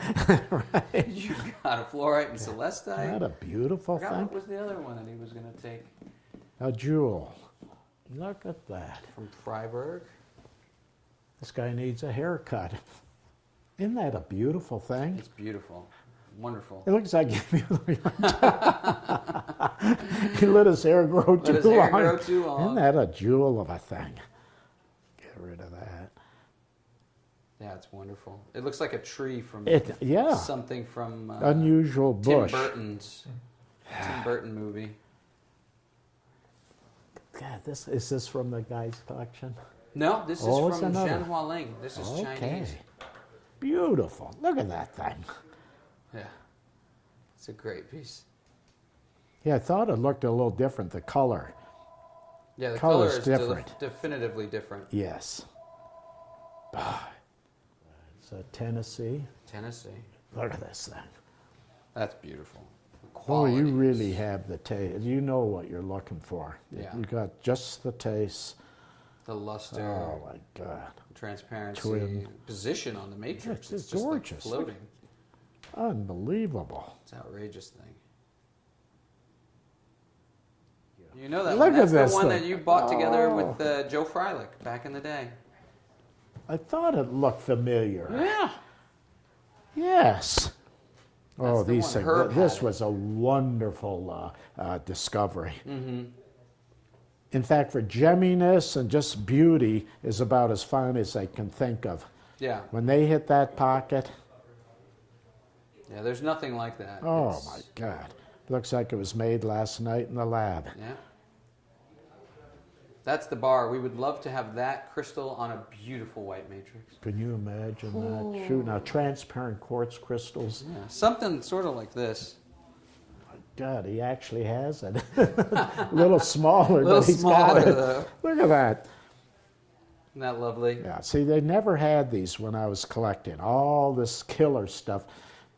My single best aquamarine, you would look at it and laugh at it in comparison. In comparison, yeah. yeah. It was nice, is what you said. Yeah, it's nice, and it was blue, but never gemmy and all this brilliance and everything. And then here's a fluorite again. Oh, look at that jewel. You could put a case of fluorites that would choke a horse. Look at that.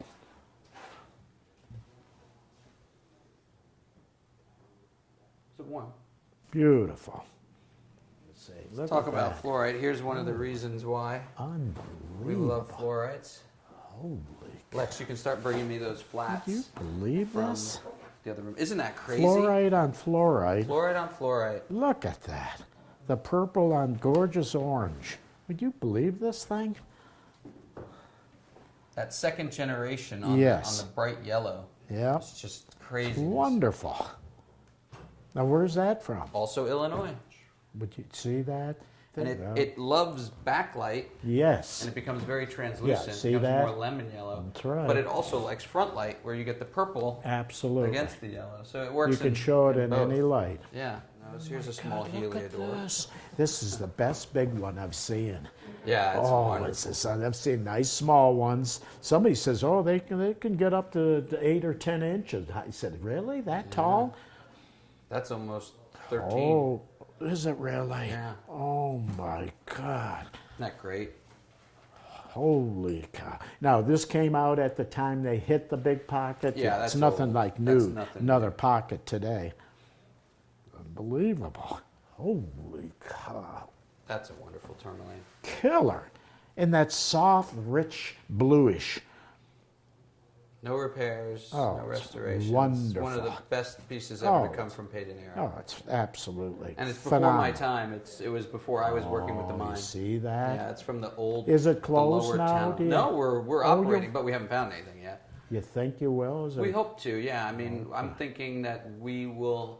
Our slogan is Tourmaline in 2018. Yeah. This is Padenera again, staying on topic. This is a piece that came out in about 2006, and it had never been completed from the lab, and it just got done. And this is from the violet my pocket. God, I'll let you hold it, yeah.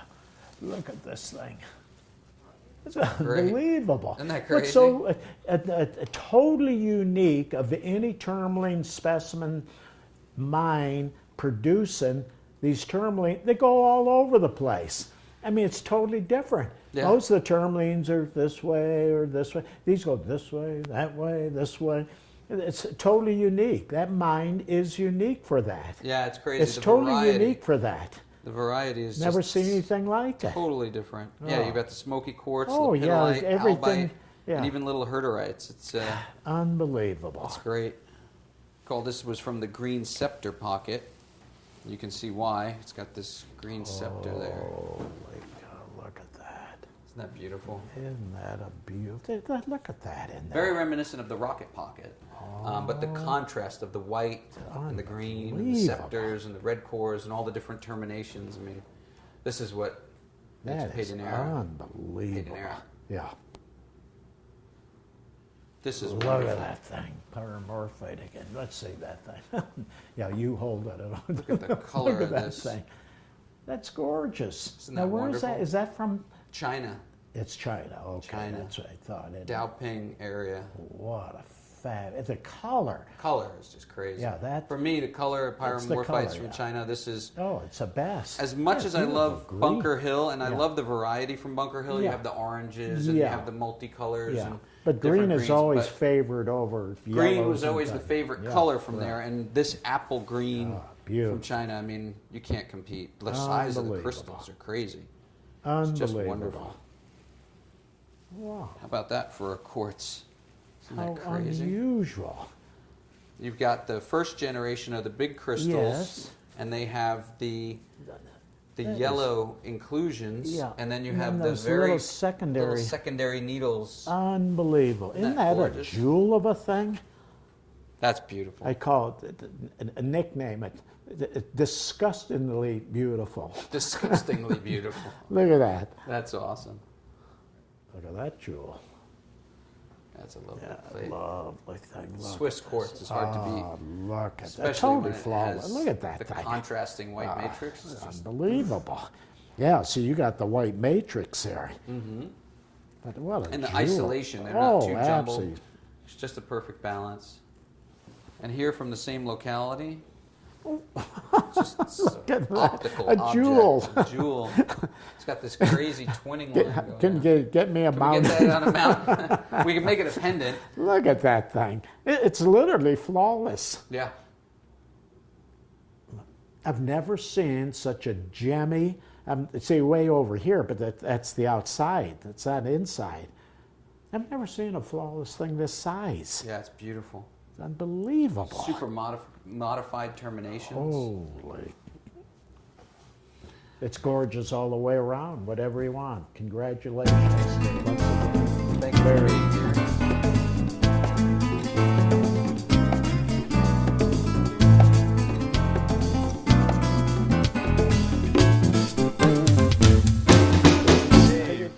Nice to have you back. Well, thank you. Welcome to the gallery. Well, thank you, because I know you're going to show me some marvelous things. Yes, I hope to. You people do wonderful things. Thank you very much. So let's take a walk and see what you have Let me this show year. you, give you a little tour here. Okay. So this is a new highlight this year in the gallery.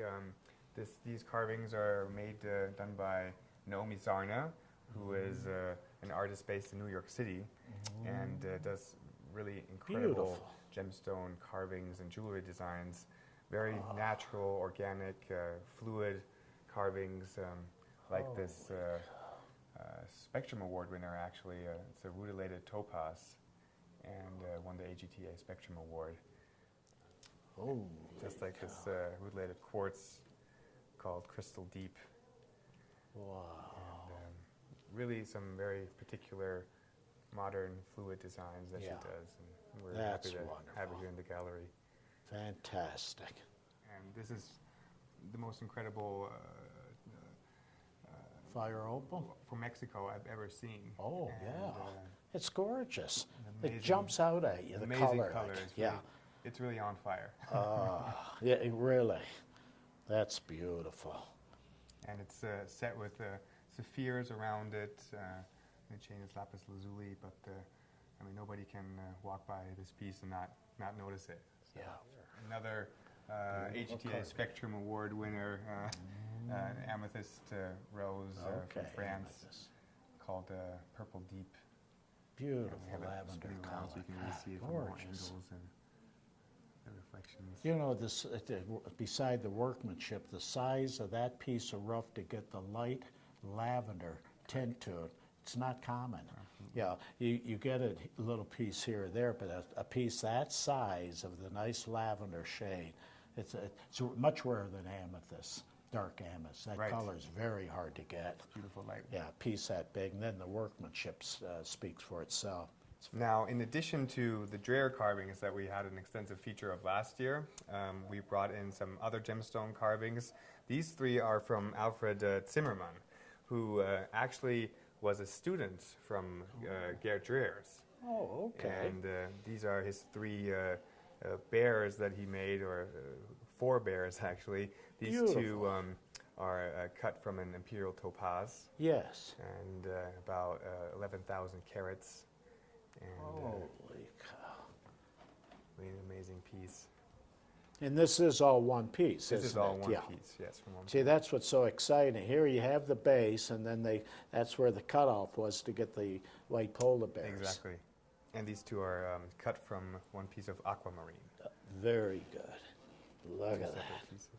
This one's smiling at me. Yeah, a lot of character in those. Right. They're beautiful. This is kind of a greenish with some blue, and this is more blue. Beautiful. This is a piece from Gerd Dreher. Yes. From chrysoprase, about 470 grams. And it is... chameleon or something. It is a chameleon, and most likely the last piece that Gerd Dreher ever carved. Oh, isn't that something? So Gerd actually carved this, not the son. Yes, Yeah. this is from Gerd Dreher. Fantastic. This hippo is actually done by Patrick. Oh, okay. These carvings are done under the name of Dreher Carvings. As you know, Hermann Dreher worked for the design house Fabergé in the beginning of 20th century. How I didn't know that. And how neat. And you know, Fabergé included a lot of crafters and jewelers and carvers under their name. Yes. And you could say that Patrick has taken a similar approach now, incorporating a lot of talented and master carvers under the name of Dreher carvers to work alongside with him to create Dreher carvings. That's very interesting. Fantastic. What a pleasure to see So these. you saw some of these here. Let me show you another very special Patrick Jere carving in the Okay. gem room. Okay. As I mentioned over in the other room, I wanted to show you this piece. This is a carving by Patrick, done from a pizzarite. It has over 200 carats. Wow. And pizzarite is a very rare mineral. It's a beryl found in Madagascar. Yes. And the discovery was, I think, late 2002. And Okay. since then, they've not managed to find much more of it. So it's Is it any different other than chemical? Is it different than the red beryl that comes out of Utah? It is. It is. They did. It's a separate species. It is. They did a lot of testing on it, and Okay. it was then eventually named after the scientists who Yes. tested it. And, Yes. Now these are cut stones of the material? Yes. So I'm That's what's so good about it. They get bigger stones compared to the red beryl mine. And I'm not sure, but I don't think anything has been shown with this size and quality of this gemstone before. So this is really unique to have this many cuts and Yes. pizzarites on display, and especially in this size and in that quality. It's unbelievable. And over here we have some more on display, and we're showing them in all variations very and good. sizes. Oh, this is fantastic. Some Is that natural. a piece of rough there? It is. Holy cow. A very large piece of Oh my pizzarite. God. It looks almost betrothal-like part of it. Yeah, I think. Oh no, there's a little crystallization going in. Oh, I'd love to see that out, but don't I'll take worry it out for about you it. after. Yeah. Look at this. So we have it in all variations. We have rough material, cabochons, cut stones. Oh, it's beautiful.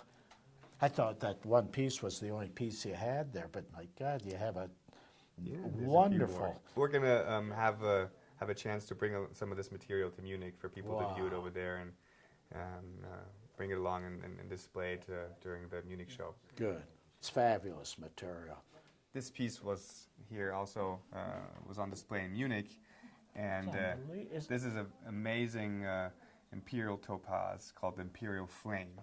It's over 330 carats. Yeah, it's the largest I've ever seen. Yeah. I've never seen a larger. Surely the largest cut imperial topaz. This unbelievable. color. And, yeah, exactly.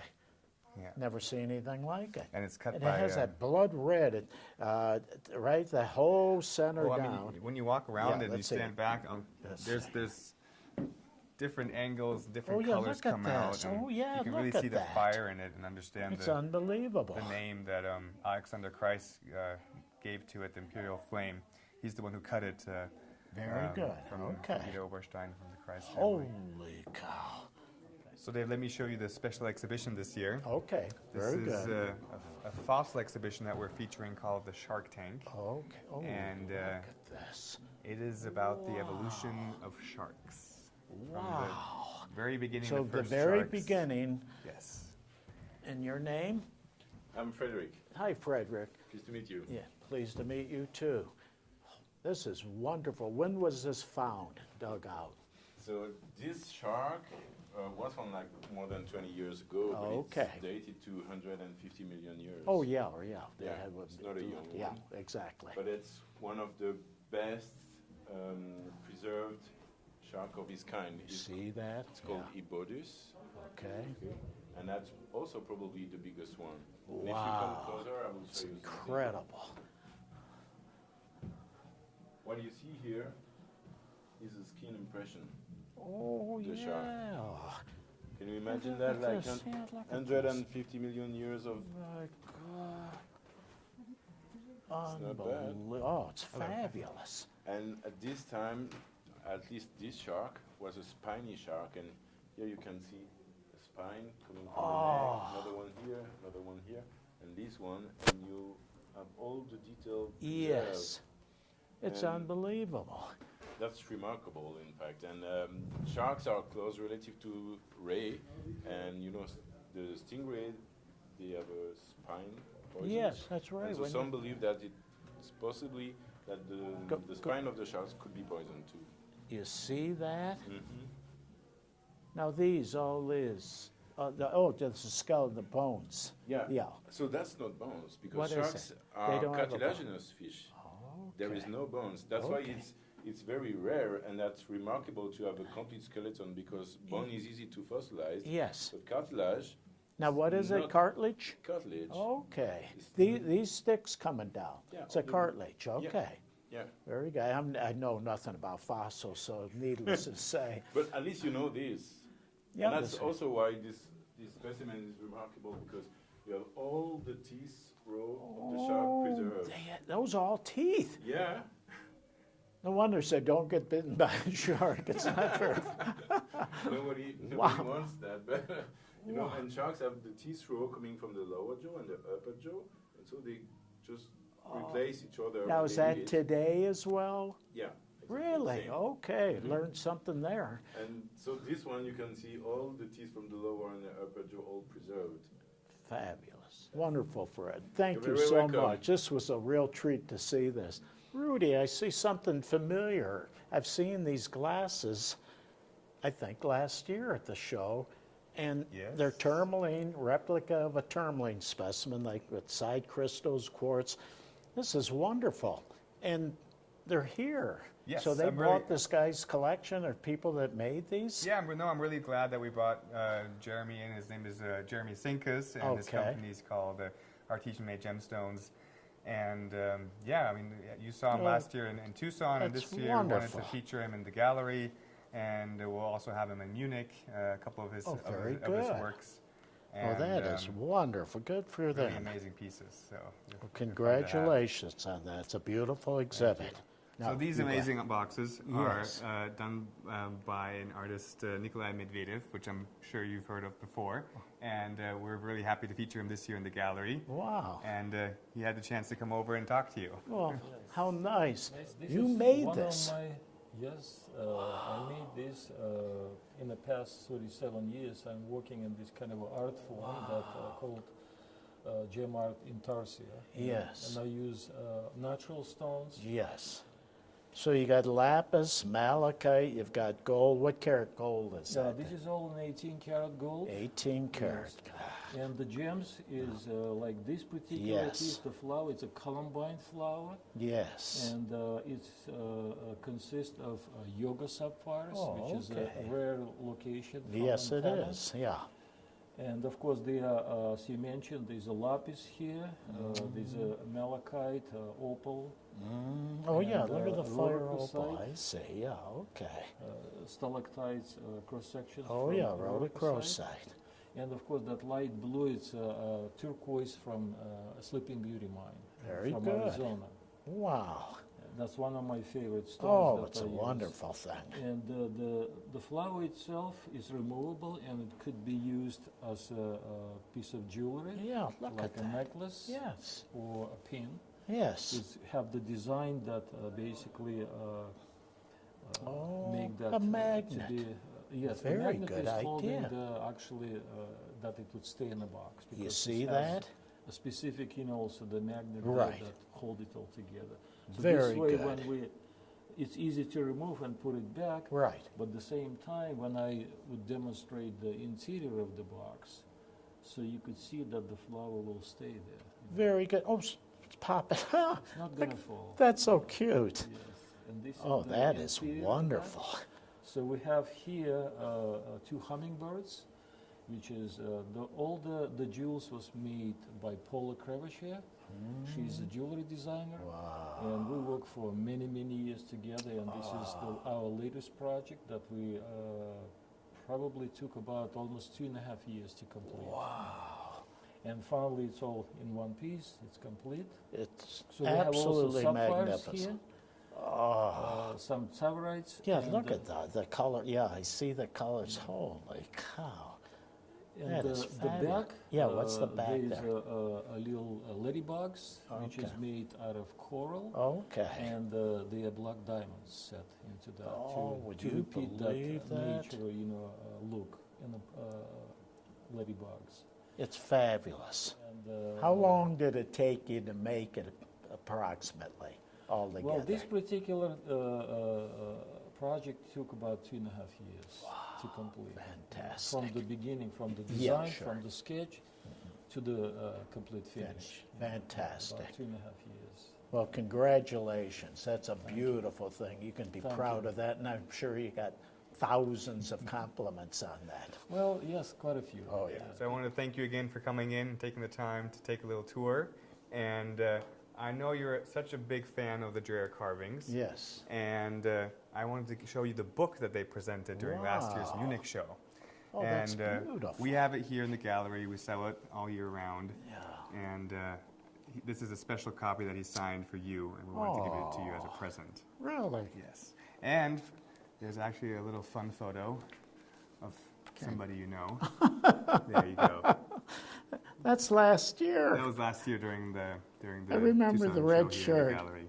Oh, how thoughtful. Looking good, Dave. Oh, that is great. It was a little darker here, got a little whiter. That's great. So Rudy. thank you very Appreciate much. it. Okay. Thanks a lot. See you It's soon. great.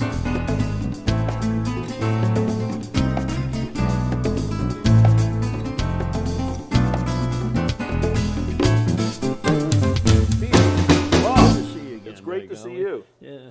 Seems to me we run into each other a lot at these mineral shows. I'm sure it's a coincidence. Yeah, well, I don't know about that. You know, I don't know if everybody in the audience knows enough about this guy. If you go to the Tucson Gem and Mineral Show and enjoy all those special exhibits, this is the guy you need to blame or credit, one way or the other, because he's the one who was responsible for all those really marvelous special exhibits that we have at the show each year. He's been on the show committee for how many years? A long time. I don't remember. Yeah. It's 30 plus Okay. years. Okay, and he's a graduate at the U of A, of course, and he was recruited for the show committee and the club by the same people that we did, Bill and Millie Shoup, who were really one of the prime movers in the very early days of the show. So we've known each other a long time, and I've admired his collecting ability ever since I've known him. He's exhibiting his exhibit here at the Westward Look show this year, and you're in for a treat because Pete specializes in Mexican minerals, and he's got his minerals arranged in a way to appeal to a broad range of collectors. You'll see what I mean when we get down there to look at them. Peter, what can you tell me about that collection? Well, I mean, I've been collecting Mexican minerals as long as I've been collecting minerals. Yeah. I mean, the very first specimen I ever bought in Mexico is a little rhodochrosite that's in one of the cases. All right. That's in the historic shelf.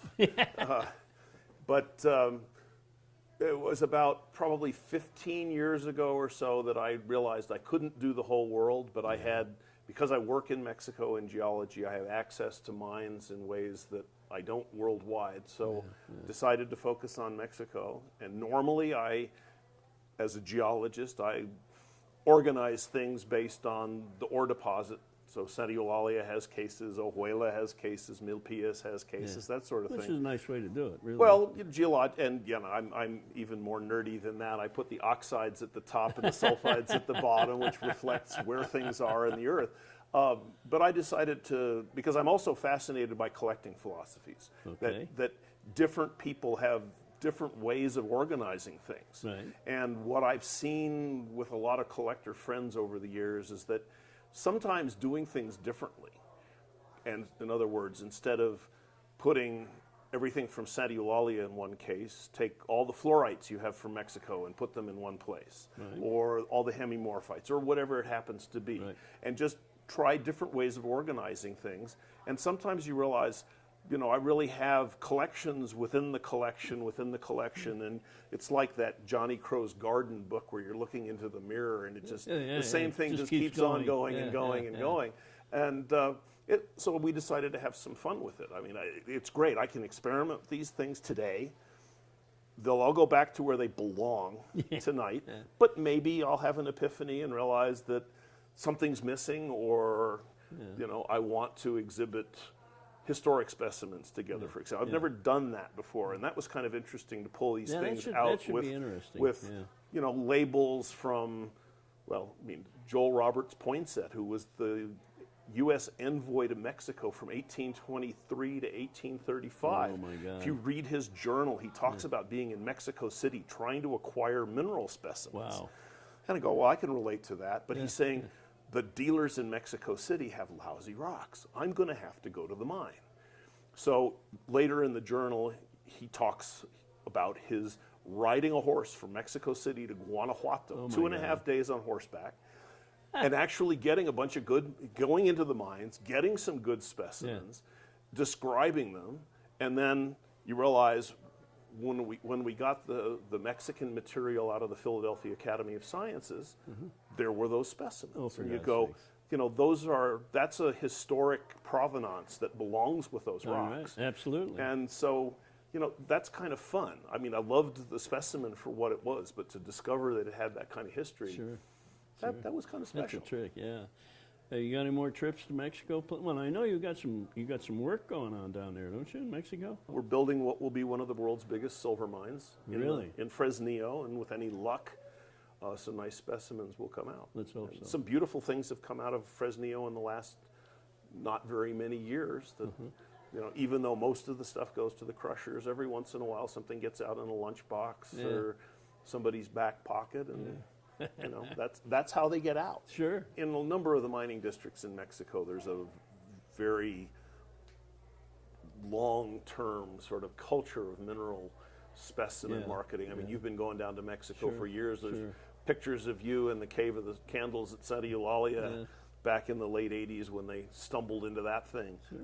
And so you go to Santa Eulalia, you go to Mapimi, you go to San Luis Potosi, and there are people who actively buy from the miners. It was always the miners' way of making the extra money.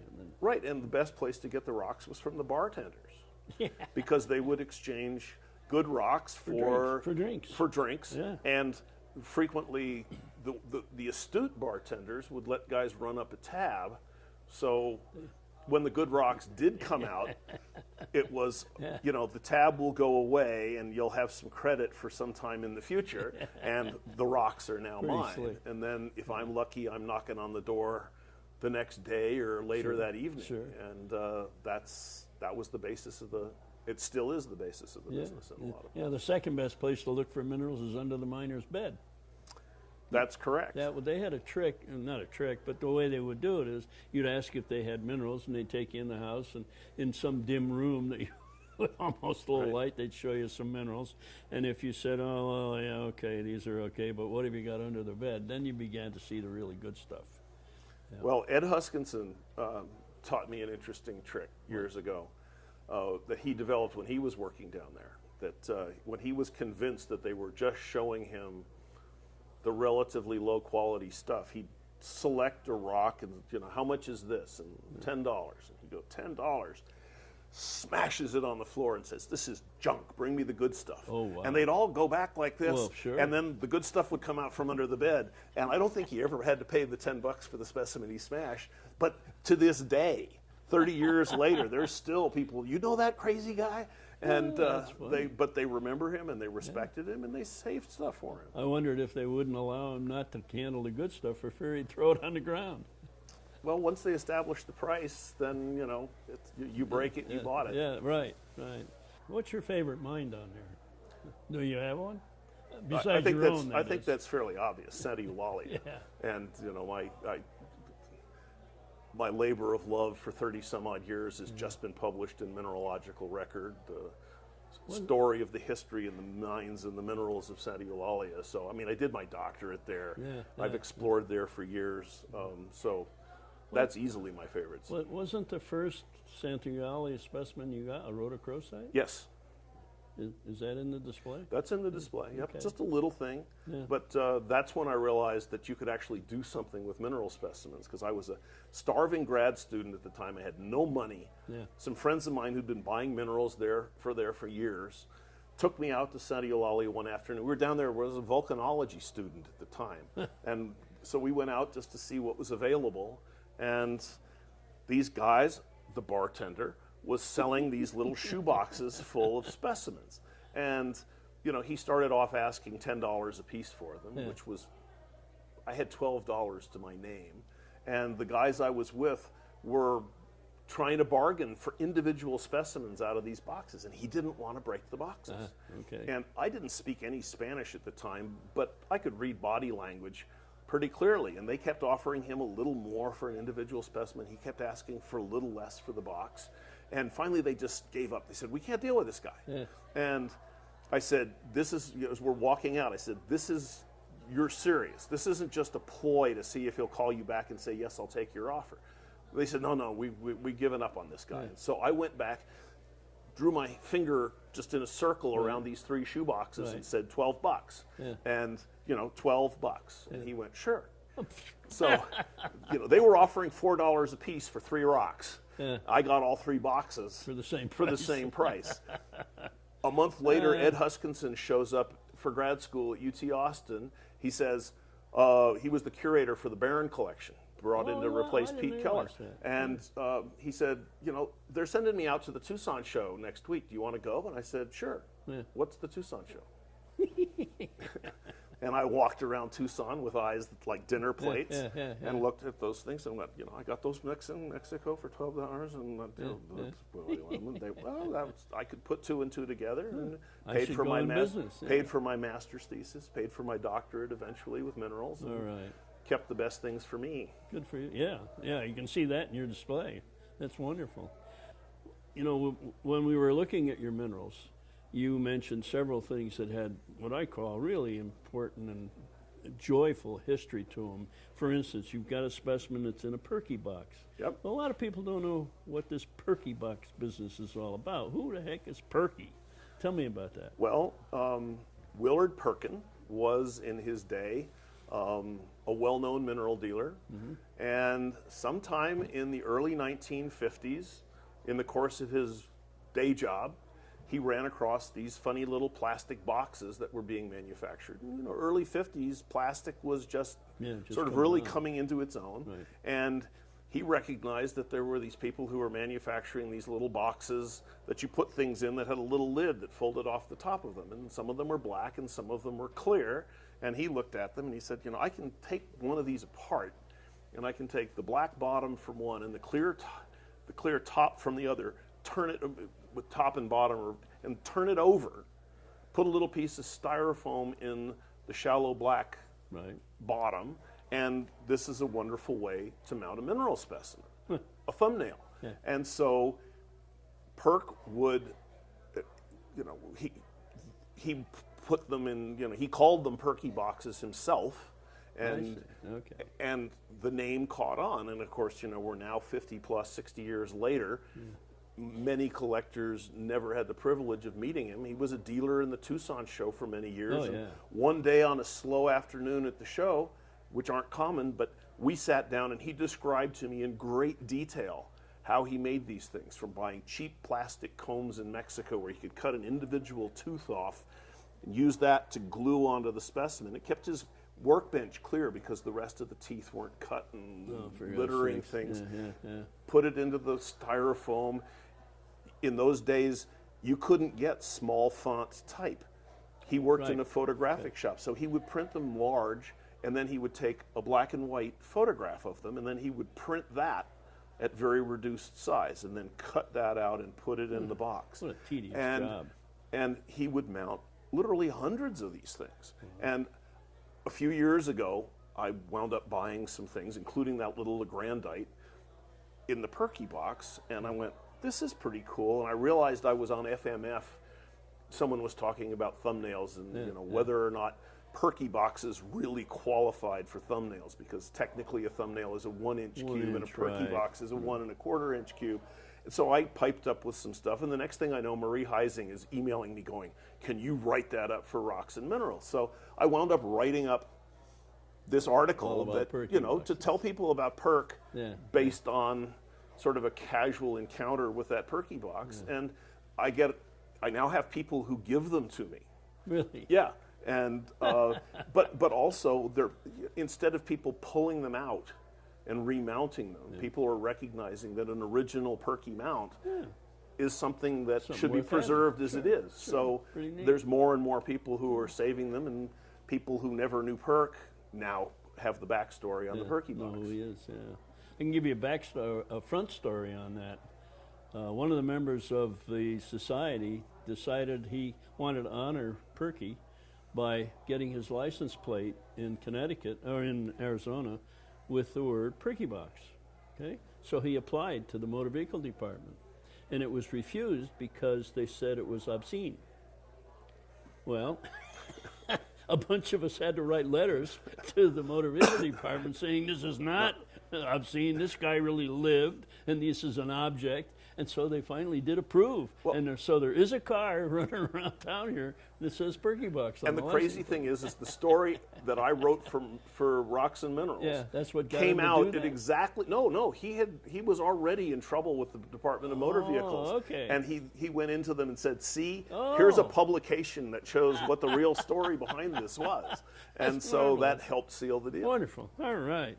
And that's one of the great things about our hobby is that you can go off into these branches of the hobby that really have nothing to do with the mineral per se, and yet it's so fascinating to know where it came from, who had it, who's handled it. All the history of it is a very important part of every mineral, and provenance should be something preserved for every specimen. Yes, I mean, if it passed through a dealer's hands for 2.5 minutes, that's probably not that material. But if it was in the collection of Washington Roebling or Fred Poe or Bob Jones, that's a label that you should have. I once got a specimen from your son, a calcite from Chihuahua, that you told me had come from the P.T. Barnum collection. That's right. But it didn't have a label. No, he never did have a label. So if I really believed that, Barnum would be very happy because... You preserved his rock. Well, no, but I mean, just even passing on that story was perfect Barnum kind of thing because he would have told you anything if it got you to buy the rock. Yeah. So no, this was after I got those after he died. A friend of mine had P.T. Barnum posters, and he traded those for Barnum's collection at the P.T. Barnum Museum in Bridgeport, Connecticut. That's how I ended up with them. Mm-hmm. So it's a real story. Yeah. I still have the specimen. All right. Yeah, you mentioned someone else, a specimen that you have, Walt Lindstrom, who was a dealer at the early Tucson shows. Mm-hmm. Yeah, and that's the kind of thing that it really needs to be preserved, and there's much more to a mineral specimen than just the specimen itself. Well, we're all sort of stewards of these things for things that actually have potential to. They've lived for millions of years. If we're careful with them, they'll live for millions more.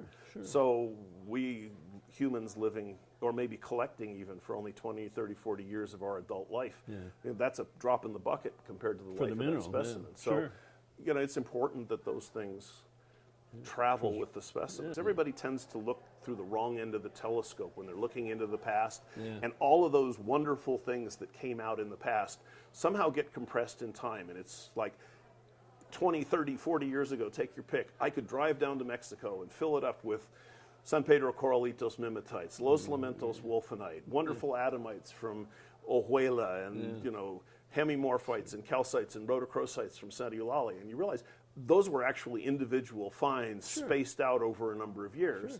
And people tend to think, well, that was the heyday and it's over now. Yeah. But it's not. These things continue to come out. New mines go online. There's a wonderful mine in Oaxaca that's producing spectacular pyrargyrites. Really? Most of them are badly damaged, but sooner or later somebody's going to realize if they take care of it, they're going to make a lot a lot more money off of it. Sure. Peter, it has been an absolute thrill, really. As I've always, known you Bob, a for pleasure. so long, and yet I learned a lot. Well, thank you. Learned a lot from you. Thank you. Dave. How you doing, Dylan? Doing great. How are you? Oh, I'm doing fine, keeping busy, and boy, seeing some wonderful things in the show here. There's It's some incredible unbelievable. minerals here. Oh, It's fabulous unbelievable. things. I walked in the door and look at this. This is beautiful. So you have a Sweet Home Mine rhodochrosite there? Yes, from the hedgehog pocket. Beautiful. I like how it was trimmed. I mean, it's really a showy specimen the I way agree. they have this. This is just a flat plate, broken flat plate. That's beautifully done. And they trimmed that. And this is halite? This is halite from Poland, and it's one of the most beautiful arrangements I've ever seen. It's beautiful. You see how it's like a wave? This mine is closed. Oh, that it's I do know. I closed. asked Tomek from Spirifer Minerals, and he said that mine is done. Interesting.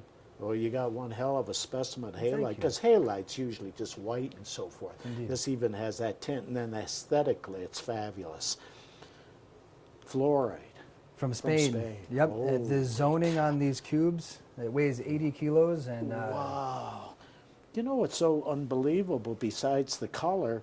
The gemminess of that. Yes. Not that you would cut it, but my God, that thing has a tremendous amount of cutting material. And the crystal size. Oh, wonderful. Yeah, look at them. 7-inch size cubes in it. With bevel terminations. I love that piece. Beautiful. Little When blue, did that come little out? green, little purple. Yes. This is an old specimen. An old specimen. It's been sitting in Spain for years. Okay. I just got it in January, actually. Okay. Yeah, well, this is a reconstructed pocket of emeralds from North Carolina. Oh, this is incredible right here. Oh, this is you have rutile crystals, tourmaline, you have the quartz, beautiful mica, and the emeralds. This is fat. And it's from North Carolina. From North Emerald. Carolina. See, I Yep. had a large one of these with another one come off yes, of it. you did. Yeah, that's in Smithsonian Right. now. But this is really neat. I've never seen a pocket reconstructed from North Carolina Nor have I. emeralds. Oh, it's a one of a kind. That's fantastic. That catches my eye. I thought it was Kelly. Where is that from? That's from Greece. From Greece. From Lavrion. I've never seen a big one like that from Right. Greece. That's wonderful. And what's so wonderful, it's in wonderful condition with no cracks running through the smithsonite. Sometimes you'll see them, oh, it's beautiful, but it's got these fissures running through it for that size. The color's incredible. Incredible color. In fact, it's richer than the Kelly mine from New Mexico. That's a wonderful thing. It's the best I've ever seen from Greece. I've never seen a better one. That's an azurite crystal from Laos. Big blades. Okay. Big blades. Would you like to see that That's piece? a nice, yeah, I'd love Sure. to see that out. That's beautiful. Nice big crystal, good size specimen. Absolutely beautiful. And then I'll pull the smithsonite out. Yeah, since you have it. Oh, that must be heavy. Smithsonite's very heavy. Look at that thing. Let's see the back of it. Turn it sideways. See that? It's just a solid, strong specimen. Beautiful. Okay, this tourmaline, that's very interesting. You call it what now? It's a lidocotite tourmaline from Madagascar, and it Okay. is nicknamed the Hat. It's a famous piece from Okay. Gerhard Wagner's tourmaline collection. It was on the back cover of his book. Okay. And Yeah, that's so cute. It's Yeah. a fabulous piece. Oh, yeah, the color and everything. It's a deep red. Beautiful. I want to make one comment about this yellow smithsonite. There's just a few of them around. You see one here, but very, very few buy them. This is very rare color, and they just happen to come out with a few of these things. People don't realize all my life of collecting, it was so hard to get just a little piece of this. So collectors should wake up. When you see these available, they should grab them up because they're many times rarer than the other colors. And that's a beautiful chunk you got there, all betrothal like that. Oh, here's another nice one of these, a nice small one. I like this. I do too. Oh, they're beautiful. I do too. I think they're beautiful as well. Holy cow. Is that from Washington? That's from Spruce Peak. Holy cow. Huge pyrite crystals. I've with never a seen larger. burst of quartz. I've never seen larger pyrites. I've seen the quartz and I've seen little ones, and that's the top locality with the quartz crystals and the pyrite. That's the premier locality. That's a major thing. No, I have not seen that size of pyrites with this. Oh, I haven't seen this in years. Would you play Herkimer diamond cluster? Little daisy chain. Oh, it's so cute. Look at that. You're lucky to get a little group like that. That's a good size. God, does that bring memories of collecting, early collecting. What's fine about this, most of these that are this size have too much flawing. They have a lot of flawing. This has A lot of inclusions, right. That's it, the inclusions. And the thing about this, it's all nicely, evenly flawed if you're going to have the inclusions go through it.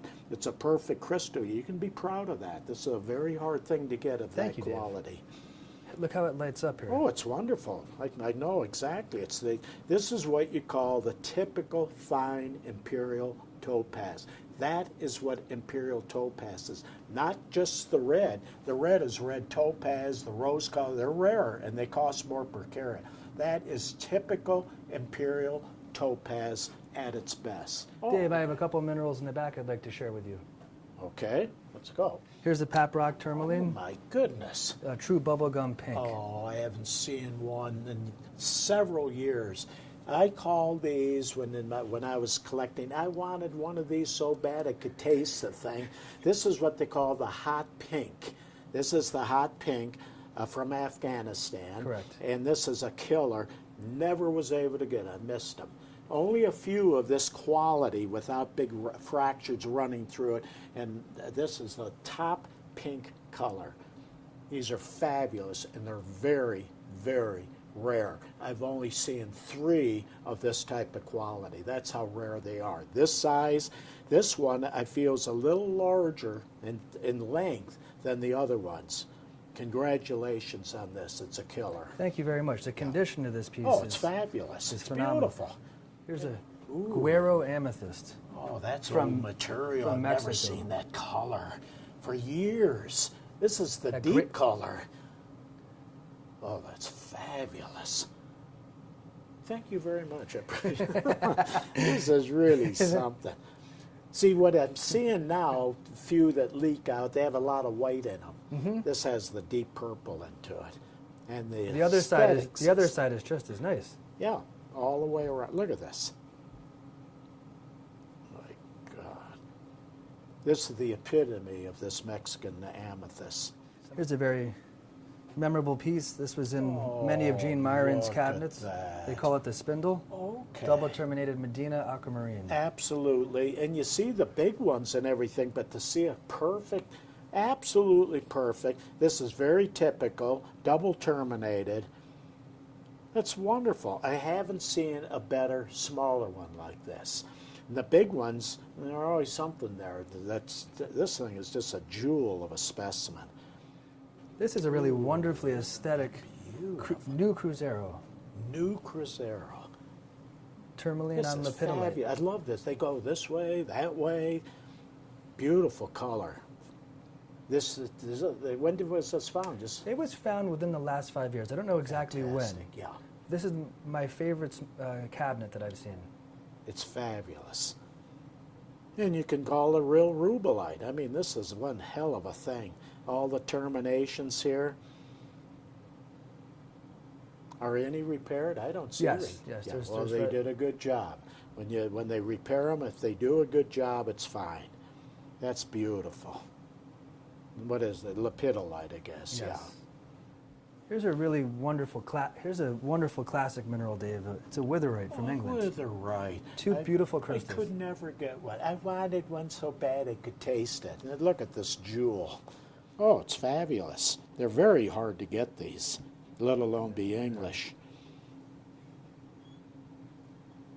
Never had one in my collection. Couldn't get the one I was looking for. That's what I have. And this is typical.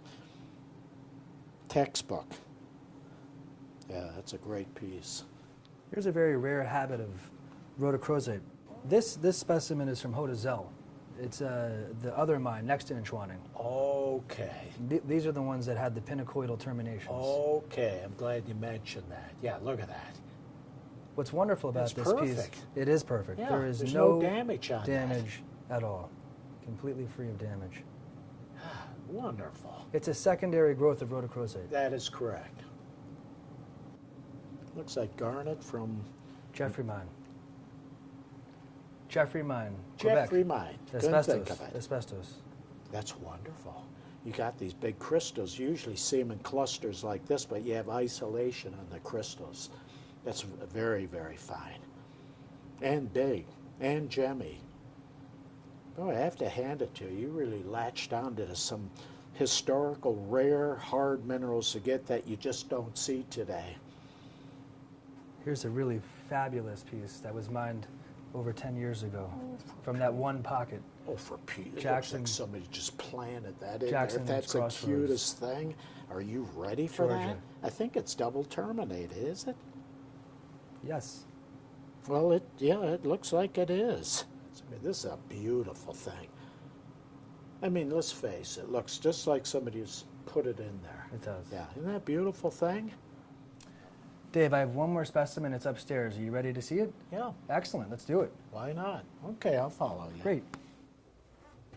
Wow.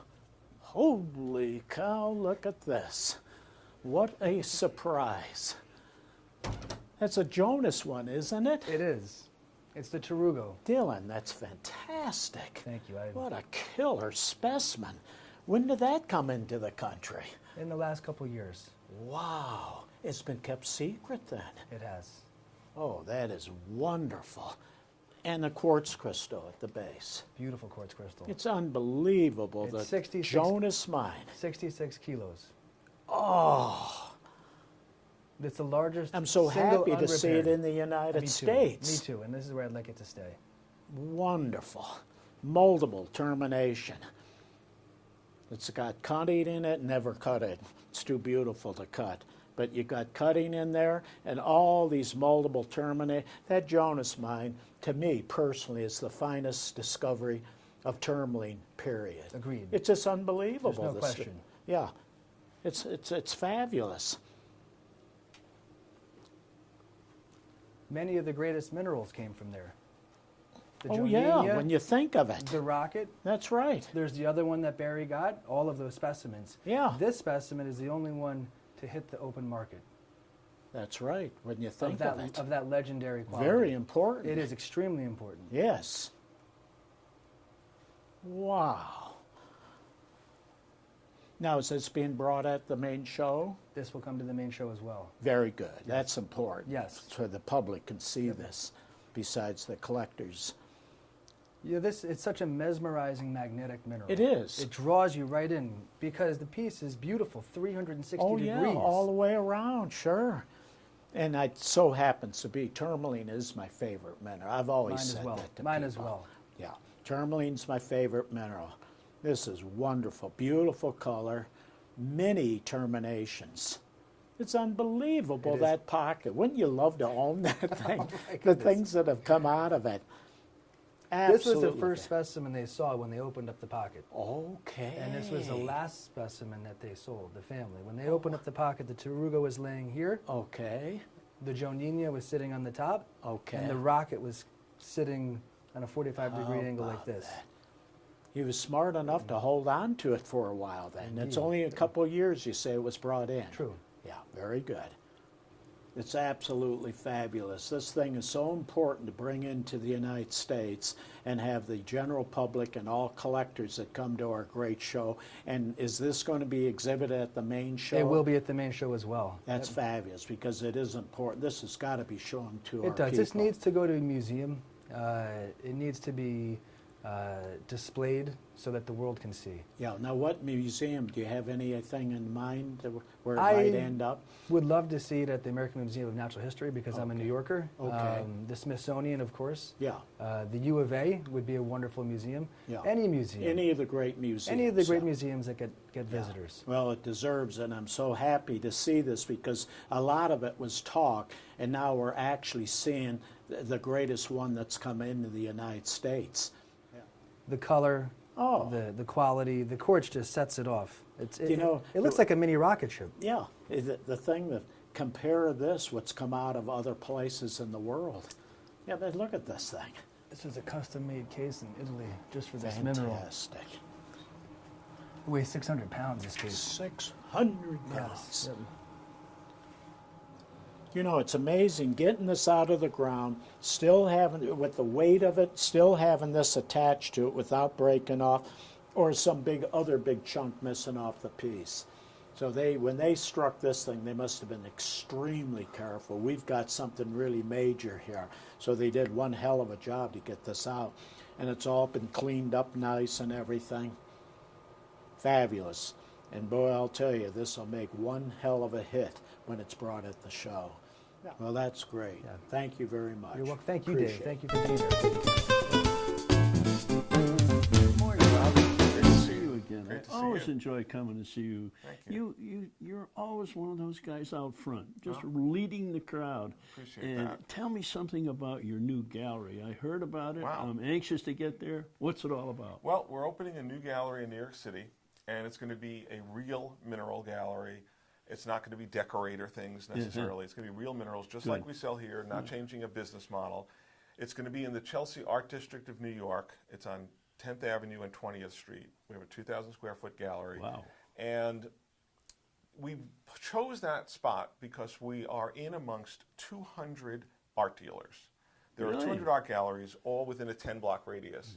And we just feel like this will present minerals in the proper place, right alongside the great art dealers of the world. You know, that brings me back to something that Paul Desautel said years ago. He said fine minerals should be treated like antiques. Yes. And what you're doing is put them right where they ought to be. Absolutely. It's going to be right there with art galleries on all sides of us, and we hope that the same people looking for works of art for their home will walk into our gallery and appreciate these things and become mineral collectors. Well, these are works of They art. They're absolutely Mother are. Nature's works of Absolutely. art. I've always promoted it that Gorgeous way. stuff. Yes. What are yes. you going to do for help in a gallery like that? Well, that's a very good question. I have, fortunately, 2 sons who are interested in becoming mineral dealers, and they're going to basically run the gallery with me, and we can introduce them here. Yeah. Troy, Connor, come on out, guys. And I know you've met my older son before. Troy, you've met Troy before. Good to see you Bob, again. and this is my youngest son, Connor. Nice to meet you. And these guys and me, we're all going to be in the gallery together. You got some footsteps to follow here. Well, I think I'm fortunate. I have a son who followed me in that. Yes, Of course, he's a dealer, and I'm not. But but this is great. It's the next generation of mineral it is, collectors it and is, dealers, right. and I think that's what we always hope for. Sure. Right? Well, you're doing something that it's going to be interesting to see what effect it has on these two guys, and that's getting into the Bitcoin. Yes, business. and that is Tell something me that about we have decided to do. That we will accept Bitcoin as well as some of the other cryptocurrencies, as they call them, for our mineral specimens. Reasoning behind this is that there are a lot of people in the world who have wealth in cryptocurrencies now. And instead of them transferring it into dollars to buy things, they would like to buy things with the Bitcoin itself directly. Yeah, well, it saves them money in a sense. It does, and it's there are places in the world where it's safer to keep your money in Bitcoin for them. Isn't that amazing? And there are not a lot of things you can buy with Bitcoin. You can't go to a store, you can't go to Walmart and buy things with Bitcoin. But we are open to the idea and invite these people who have Bitcoin to spend. You can buy our minerals. Well, this is a way of doing business that the younger people have gotten into. Absolutely. I've never been in it, and I don't intend to. But you guys are right there. I mean, you're in the forefront. Yeah. And it's going to work. Exactly. In their generation, this is not an uncommon thing, and I think it'll grow from there. And mostly, I think it's a matter of value. Yeah.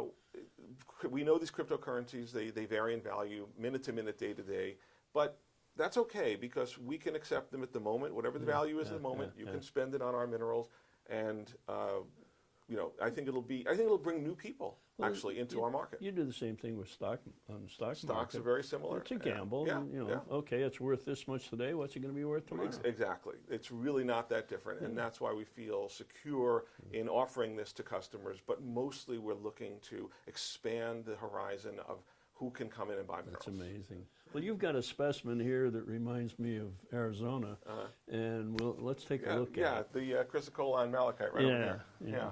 You want to take it out of the case? No, that's okay. It's okay. You know, being in Arizona, you see chrysocolla wherever there's copper. I mean, it's a dirty green stain or a dirty blue stain on a rock. It's usually a crumbly, uncuttable. Yeah. You don't even collect it for specimens. You put it aside when you're digging something else. But this thing is just astounding. I love this. These were found about a year ago in the Congo. Okay. But the combination of the blue against the green to me is just spectacular. Yeah, it is. And the fact that the chrysocolla has this nice sort of waxy luster it really appeals to me. Yeah. Can't you just see Mother Nature forming that malachite and then just placing. That's how it looks, doesn't it? It does. Yeah, yeah. It looks. It's a work of art. Yeah. That should go well in your gallery. Absolutely, I agree. Yeah. All right. That's a fun piece because it looks like the face of a fly. Yeah, it does. It really does. Yeah. With the eyes. Yeah. It's amazing. Yeah, that's just whenever you can get a mineral specimen that looks like something, it's always it's an additional feature that we like to point out. Gives it an edge. Yeah. And that's from China. That is Chinese, absolutely. Yeah. It's the only one I've ever seen like it. I mean, we've seen the Botrytis fluorites before, just never saw one that looked like anything. Let's go take a look at an Arizona piece. I mentioned Arizona earlier with Chrysocolla. Absolutely. You've got one over here that comes from one of the oldest mines in Arizona. Morenci Clifton area has been worked for way over 100 years, 150 years almost. And that's just a gorgeous piece. Oh, I love the combination of the azurite and the malachite. Yeah. Did that come out during Stan Unpenshay's work? Yeah, I believe so. Yeah, I think it was one of the pieces that Stan got out. Yeah, he was given permission to work. They were expanding the pit, and they get into an old oxide zone, and he got in there and was collecting. He does a great job of collecting. That's a precious piece. Yeah, I think so too. Would you like me to take it out? Sure. Because it has a beautiful glistening effect. The azurite is just fabulous. It's super. It's a wonderful piece. Yeah, and you rarely see them this large. Yeah, people see that and they say, "Oh, Bisbee." Well, right. They forget. When old dealers used to come out here, they would go to Morenci and they'd go to Bisbee and take things back east, and somehow Bisbee got credit for more azurite. Yeah, it was I think somehow it had a bigger reputation, so to speak. Cuprite with malachite. On Gagne. Yes. There's a story that goes with these. You don't see a lot of these on the market, which is kind of surprising because during mining operations, when they blasted, the miners have to wait for the dust to clear and the fumes and everything. And the next shift that came on walked into where the blast had been, and an entire wall of a vein was exposed. It was covered with these malachites on cuprite. Yeah. And you just don't see many anymore, and you rarely see them damage free. Yeah, because of the blasting, I'm sure. That's right. Yeah, and the miners had to scramble to grab what they could. But mining continued, and I'm sure a lot of that good stuff just got crushed. Yeah. And the broken crystals aren't wasted because they're facettable. That's right. Under this is a beautiful red color. Beautiful gem red color. Beautiful stuff. Yeah. I haven't seen one like that in quite a while. That's this is an old one for an old collection. Yeah. Wonderful. Thank you. As we've been told, these came out in the 1950s, and one person hoarded them all. And just decided to sell them recently, and we had a few of them. This is the one we have left, and actually it's sold already, but there are a few more around the show that we've seen, and they have this beautiful yellow wolfenites coated with clear quartz. It's fascinating. Those exceed anything from the Arizona Finch That's mine. right, exactly. Yeah, a lot of people don't remember the Finch mine because he hasn't produced anything in in decades. But these are a lot bigger. Oh, this copper is just such a special piece. It's very old, obviously. Sure. But look at the crystal on this thing. Yeah, isn't that it's astounding? Look at the size of this thing.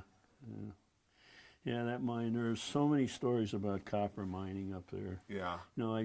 Jean Kemp, who was the curator at the Michigan Tech Collection for years before she passed away, she told me when she was a kid, she could walk down the street at night and she could hear the miners pounding on specimens in their cellar. Because what they would do if they got a copper and silver specimen, they'd break away the copper so they could sell the silver. But that's a wonderful specimen. So, a lot of people mistake this for Jonas mine. Yeah. But it's actually, this is a Russian one, and it's one of the finest quality ones we've seen. I think these actually rival the Jonas mine. For quality and color. Is it out of the Urals? Or? This is from it's actually out of a quarry. And what they have been doing is they're on the floor of the quarry and they blast the floor and they find these pockets of tourmaline. Oh, for God's sakes. And they all unfortunately come out broken, so they have to be put back together. This has 2 repairs, which is minor compared to most of them. But very few of them are glassy and gemmy like this. Most of them are sort of have that solid red look. That's really beautiful. I was told recently here at the show that they have pretty much mined out the floor of the quarry. And for them to continue the work, they have to remove about 30 meters of solid rock to get to the floor again. Not going to happen. And I don't think it's going to happen, So these are going to become pretty rare soon. That's my impression. It's a beauty. Yeah, I think it's a very fine piece, Yeah, I've spent quite a bit of time in Russia, and I don't remember seeing anything that good. I've been in this mine. This is up there in Wisconsin. The Flambeau? Yeah. And Casey Jones, a kid that I used to go rock hunting with when he was a teenager, got the contract to mine these. And so I was able to get in there. It's a fascinating deposit, completely gone. It's covered over completely. Absolutely. The EPA insisted on the pit be covered. But the deposit itself was fairly rich in gold. They made quite a bit of money on the gold. And of course, excellent calcites and other I think copper they species. rival calcites from anywhere in the world. Absolutely. Yeah, I've done a study on the Bristol copper mine. These are far better. Actually, we have a Bristol right over here. Do you? Yeah. What I would say is that the flambeau pieces are more colorful, but look at the crystallization on that. Yeah, look at that. Beautiful. It's so sharp and just... I have to tell you, this mine was discovered in 1898. No, I'm sorry, 1798 by a man named Botsford. Well, Mr. Botsford happens to be a distant relative of Evan Jones. Oh, really? His son, through his mother, on his mother's side. Bob, this is a new find this year of these beautiful clear quartzes with yellow inclusions from Colombia. Wow. Unfortunately, we don't know what the yellow is yet. We're working on it because we can't test it being it's inside the quartz. Yeah, right. But we did find one crystal that was cracked open and is currently being tested, so hopefully soon we'll know what the yellow is. There's not a lot of these around, and they range from this deep, I would call it a mustard yellow, to sort of a banana yellow, a little more tan. But they're really wonderful, attractive specimens, and we've never seen anything like it before. Yeah, I've been to the emerald mines down there and seen plenty of quartz, but nothing like that. No, these are really brand new. Yeah, and what's the locality? Do you know? We don't know the locality yet either. We're not sure if it's the typical quartz locality where the clear quartz come from. Some people are telling me now that these are coming from Muzo area. You know how it takes time sometimes to figure out a true locality on things like this. I think that's for new. That's really the only new thing that I think we have. I mean, I have to deal with that guy. Let me close these so you don't kill yourself. Irv, always good to see you, by golly. How are things in San Diego? Very nice. Are Very you nice. really? I wish you were there, but it was very nice. I damn near moved there once, but yeah, you and a little Johnson pricey. Kankis, right? Yeah, it's a there little you go. pricey. Bob, before I start, showing you the goodies, I want to thank you for your editorial in Rock and Gem. Every time you do On the Rocks, it's the first place that I go. Really? Yeah, because you have experience. The previous years that you have like 80 of them, and yet you have a really good handle on the current market and what's going on. And you have a perspective that sometimes compares the past with the present that I think would really help the new collectors, the not so new collectors. They need to know how we got here. Absolutely. And what happened before. And I'm going to tell you something else. I just thought of this. This is just my opinion. I think you should take all of those editorials and make a book out of them. Oh my goodness. Not the Frugal Collector. That's something different. I think that's wonderful. But your knowledge, your experiences are very important for the future of this hobby. Well, thank you. Thank you. I mean it. Yeah. I got a couple of very, very, very fine things. Okay. And they're more considered the upper end, as we know. High end. Yeah. Ooh. Yes. I mean, for a Legrand, I think this is quite superb. Yeah, I heard the water table is dropping slightly, so maybe this is recent? Yes, this is one of the recent ones. Maybe that's why. Yeah. But the termination. Yeah. Oh, what a piece. Yeah. Isn't that and lovely? it's DT'd, actually, if you look through all that smudge over there. Yeah. And I just, I've been looking for a Legrandite forever. And these are, I personally think that this new find for quality may be the best one. Yeah, I don't know. It's an opinion.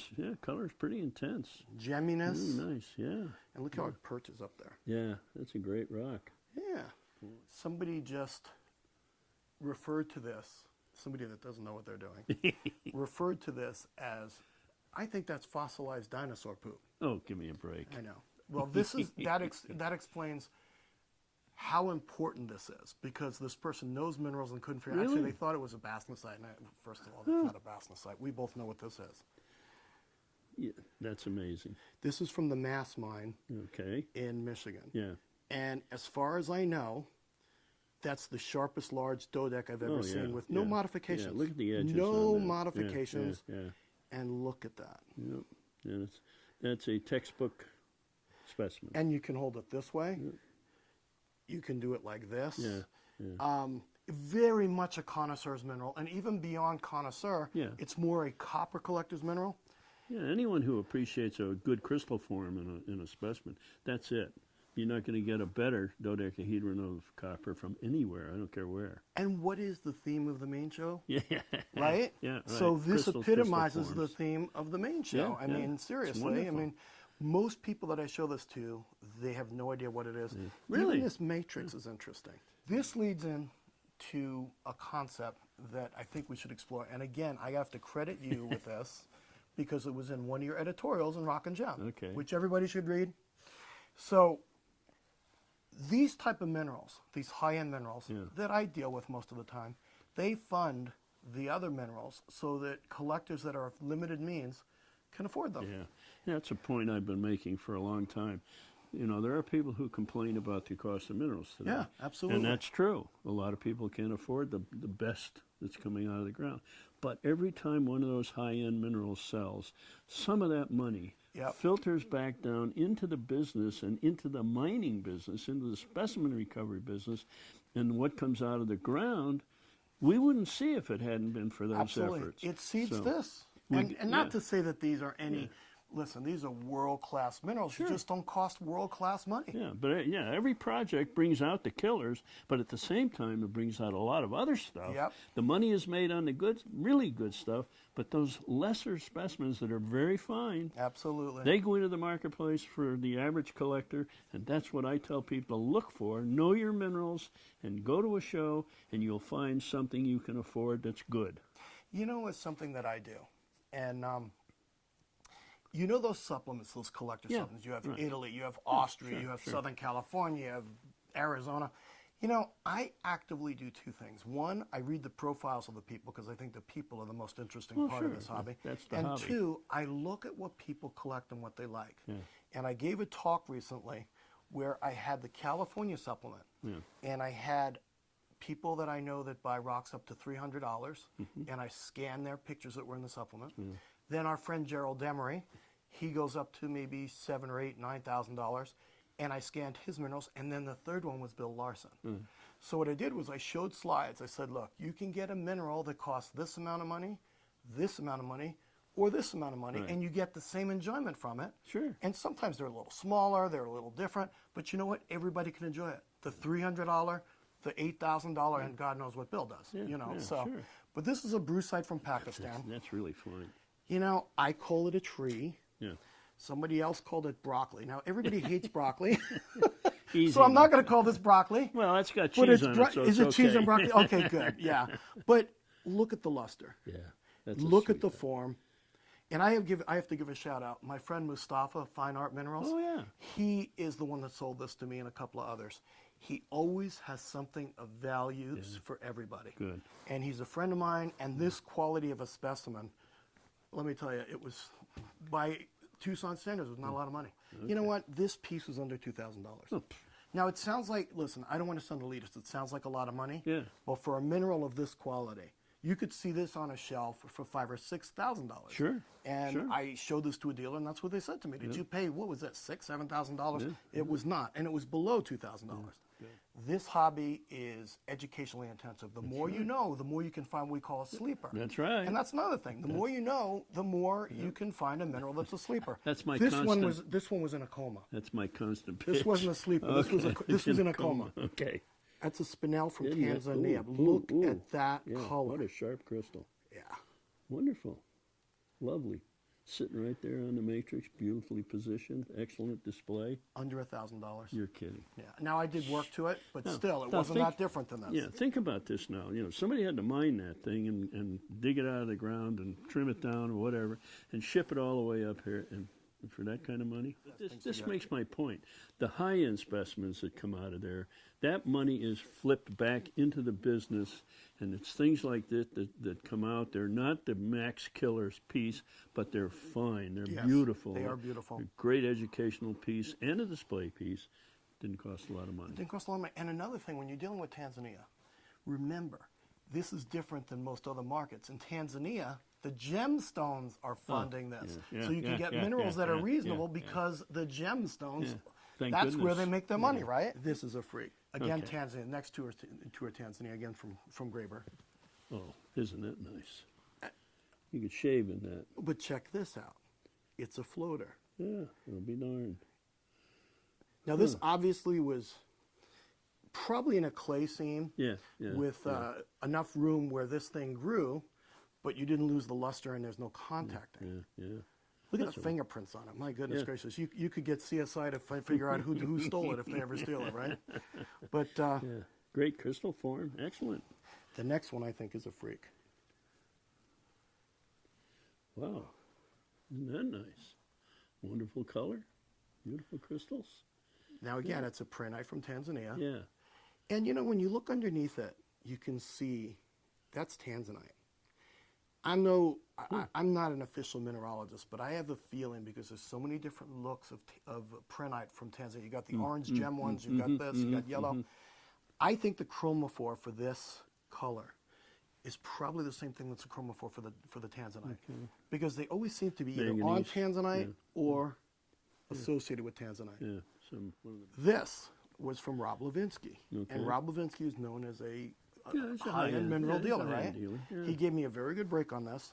Now, what makes this special, first of all, it's Sumeb, which is a classic, but don't those dioptase crystals look like chocolate chips in a chocolate chip cookie? Usually it's a mess. Isolation is really weird. I actually thought this was a fake when I first saw it. Absolutely real. Ed David collection. And look at the isolation of that. Yeah. Well, I think you got on the calcite. 2 generations on there. Absolutely. Yeah, the little micros. Which really gives it some wow, later. Right? Yeah. That's a wonderful specimen. And then if you look at the back. The color is wicked. I happen to love Ed. There's his old number. Oh, yeah. And it's like, I see these and I remember Ed, and it's like, it's bittersweet, so you look at it and that. This was not that inexpensive, but I couldn't lay off it. I have a problem with little things. How is the cactus? Yeah. Look at that. Look what nature does. It just blows me away every time I see this stuff. Boom, boom, boom, boom. I know, and everything's double terminated, not a lick of damage, and it's actually mounted on a termination. But I look at this kind of thing and I'm like, oh my God. Now, listen, it was in the thousands, not crazy, but I couldn't lay off of this. It's just minerals of any size. I mean, they're just incredible. It's a great miniature. Wonderful stuff. Well, thank you. And thanks, have sir. a good day. Hello, David. How are you? Nice seeing you in Tucson Yeah, again. It's always a another year. pleasure. Look at this. This is a wonderful thing. I got it. So you have a Gwendo here, and you have a regular one here. It's on white matrix, and it's deep smoky quartz. You don't see too many of these Gwendos this deep in combination of this. Of all the Gwendos I've seen, this is a fabulous thing. Yeah, many just have a paler color, not that strong. That's correct. And if I put the light on this, you see it's gorgeous smoky. It's not just brown; it's the reddish brown. This is the area is famous for this. Well, even there, only a few pieces have really this good quality. That's right. And what else? Caught my eye immediately. Move that right there. See what that guy looks What like. is very special on this, actually, besides having the big Gwendol, you have a second smaller one here, and also this, what you might think from the front is a regular quartz, is also a Gwendol. So you have 3 Gwendol on one piece. Yeah, I see. And it's hard to get Gwendol on matrices. Almost all are just single, and then you have this well-balanced piece, which is very hard to find. And with this small little quartz making a really nice outline here and here, and overall it's just perfectly balanced. Right. This also comes from a recent find. Oh, that's a jewel. And the aesthetics is just pretty unique. I rarely have seen something like this. That's beautiful. Unbelievable. Boy, in my early days, these were not coming out. You just never got anything. Yes, like also that. my father told me 30 years ago to find a good never saw it. aquamarine That's was right. almost impossible. That's right. He's right. And this is nice having this weed just sitting perfect on the That's top right. of the white feldspar here, and then you have the little shell. It's bluish here, transparent here. That's interesting. That cloudiness there going into the clear. The upper part very Beautiful. jammy, very, very jammy. Beautiful. That's shooting right up. Oh, that's a jewel. Look at these. Yeah, this one is love these. This is a totally unique Absolutely piece. beautiful. Absolutely unbelievable. The size, the aesthetics, You saw the this contrast. 50 years ago, you'd faint. Yeah, 50 this is years ago, amazing. people would have died for this rock, Oh, I think. that's Even right. nowadays, Yeah. it's a very special piece. absolutely. Let me put the lamp on it. You see the quality. Isn't that is beautiful? Super blue and super crystal perfect faces outline. here. Yeah, Also, the matrix very well crystallized. Yeah, just unbelievable in this size. What a discovery. And I was talking to John Rakovan what this might be, the small blackish. Yeah. And we came to the conclusion most likely it's columbite or tantalite, okay, what we have here in see. association with the aquamarine. Okay. It's lovely. Which is very nice to know. Oh, yeah, with One on of a these fluorite. combinations, Look at that. which is very on nice. A fluorite crystal there. Yeah, you have the big Is this fluorite. Stagnella? Stagnella, It yes. is. I've been there. Oh, I've you been have to been the there? mine. Really? I've been there. Oh, personally. wonderful. Yes, I have. So did you see something like this there? Nothing. You never saw the fluorites with them. They're all hundreds of loose crystals, but they start getting into a zone where few of them have the fluorite with them. This is a very unusual. I caught it when I came in the room here, but the albite and then the beautiful octahedron crystal, flat basal face there, and the whole thing of it is just shooting out of there. Like And you that. have actually many minerals on this. Yeah, Look, it's beautiful. You have the tourmaline, you have the fluorite, you have the lepidolite, you have a topaz, and you have quartz and the feldspar. Yeah. So, and what else? finally a small microlite. Oh, okay. Giving some microlite. accent here. Okay, now what makes Can this... you imagine how many minerals on one piece and Yeah. all clearly visible? There's one other thing that makes it extremely unusual. What do you think it is? Huh? What is it? Maybe the aesthetics? It's almost goshenite. The Ah, color's goshenite. extremely... no, not goshenite. Take that back. No, that would be with burl. No, it's acrolite. almost...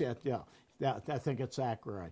Almost colorless. Yeah, almost colorless. Yeah, you don't see that from this area. I mean, I've seen lots of this. See that? It's just practically... Very nice gem quality on top. And it being colorless. And then your darker green, say the real deep green in that. And that's a wonderful piece. That's a very unusual thing with all the things that go with it.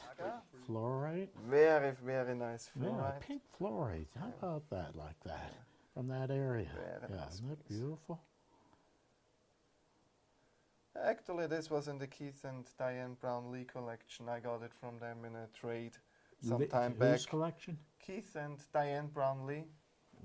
Texas in the Texas from the Mad Group. Oh, okay. I was Okay. very proud of the piece also. Oh, yeah, it's a very nice. beautiful specimen. Very good size, good aesthetics. And you know what I like is you have the big microcrystals Yes. on this side. Yes. Then you look the other side, very tiny microcrystals. Yeah. It makes altogether a very nice group piece here. Well, minerals are just unbelievable what comes out of the ground. Last but not least, there's a major new find I can show you also this time. I'm very proud to have here. And it's totally unique topaz crystals. You have seen really- already when you walked in. Yeah, when I walked in. Holy you got cow. a few on these. Wow. I will open the shelf for you. And that's a brand new find coming maybe in the last half year. Oh, very good. Was made in Brazil. Actually, there's a funny story on this. This is not coming from a mining project as you would expect on a find like this. Yes. No, this was found in a farmer's land by farmers. Oh. Oh, just at they just found it by ground. chance right under the surface. Unbelievable. Which is pretty Would you incredible. believable? Yeah. Can you imagine a story like they this? hit It's the dream of everybody. They hit the jackpot. Yeah, they hit the jackpot, absolutely. One that catches my eyes besides the spectacular large one, that blue with the two-tone color. Bring that out. Yeah, I show you one of Yeah, these. got to see that out. Let The me other show ones you are so this. large. And yeah, look at that thing. It's wonderful. All these I mean, moldable faces. You would and think etching. it's a small piece beside the others, but actually it's pretty good size. It's a cabinet specimen. Oh, sure, by all means. Yeah. Small in comparison. Small That's just correct. in comparison. Oh, yes. no, it's a lovely size. All up wonderful floaters etched all around, showing wonderful, nice colors. The blue and the cognac champagne color, you know. It's beautiful. The change is very good. These heart shape Character. and perfectly crystallized all around, all the way around. That's why I say these never could be replicated into a. A lot of things are being carved in, and the general public, when they come to the show, oh, look at that nice work they did on carving it out and all that, and here they're natural. But you could fake the public very easy with the natural crystals that are just natural with nice flat faces, but these, they can't replicate. No, these are totally... Yeah. Yeah, this actually on the left side is the biggest crystal coming out of the That's bucket. fantastic. With all showing the peaks. shape Look like at a that. mountain. Yeah, I was going to say peaks. And then you have the peaks on the top, you have the champagne color to the left and to the right. That's correct. And then you have all the etchings going through the Cavities. whole crystal. Yeah, look, I can see points through that cavity in the back yes, side there. You see through to the back, to the left. Yeah. And it's just a wonderful piece. I've never seen something like this before. Same here. If you see from the side, you see it's like a landscape here. Very wonderful. It's natural art. These are real This is the natural first art. time I've ever seen anything like this with topaz to be in this type of a form and large size like this. Never seen anything like this. It's an education. Yeah, absolutely. I was And they're very perfect. surprised this find. Oh, and what is within 6 months these came out, I think you Yeah, said? within the last half year. Oh, it's about. fabulous. So brand new. See, there's a little nice tint of blue in it too. Yeah, there's a nice blue wonderful. color inside. And gemmy. Yeah, all are total totally- gem. Inside it's Yeah. totally gemmy. And I love the etching of the natural etching of the crystals, the surfaces there. Yeah, and the color of these is reminiscent to the bicolor topaz I've seen from Volodarsk. Okay. Yeah, just the Beautiful. color a little lighter than on these I've seen from there. And actually, there was some other minerals also in this bucket. Okay. That was pretty nice, but I sadly did not get. But I got a photo at least. I can show you. See this? Look. Okay, look at You that have here a Amazonite. pretty big crystal of Amazonite. Very good. Very good size. Not well crystallized, but showing great color. And great possibility of getting this nearby or another, Yeah, that's a very nice area. indication. Isn't that And then blue you have fluorite? this fluorite here, Yes. which is very uncommon also for Brazil. And there was some quartz also in the pocket, but not very nice. I see. I was told. Well, congratulations. Thank you very Thanks much. a lot. Krystal. How are you, Dave? Hi, how are Good you to doing? see you again. Yeah. Hello, Nice Brian. seeing you. Welcome in my room. This thing caught my eye. It's aquamarine color fluorite. Yeah, it's a really very nice fluorite from France. It's from Okay. Le Bex. Very in, good. in Puy-de-Dôme. Okay. Let me take it out. Oh my God! What a gorgeous! I have not seen fluorite in this color before. Yeah, and well, you probably didn't see that much fluorite from Le Bex. That's because this mine in France has been closed in 1977. Okay. And the main entrance has been blasted. So the only way to have a fluorite from a Bex is to get it from a collection. And you have to know that the collectors in Puy-de-Dôme in France are from Auvergne, and they are very conservative, and there is very few chance to get some pieces. Yeah. And I was lucky to get this one because, first of all, it's from Urbex, but it's probably one of the best specimens ever found in this mine. Very good. I had a couple of them, but that one is one of the very best I got. Yes. You have the two clusters of Yes. the fluorite sitting on a bed of white quartz. That's right. And the color is kind of aquamarine color. That's fabulous. It's really fabulous. Yes. Really fabulous. Boy, this is pretty. Look at this malachite. Isn't that a beautiful I'm thing? used to travel to the Congo, you know, Dave, and Yes.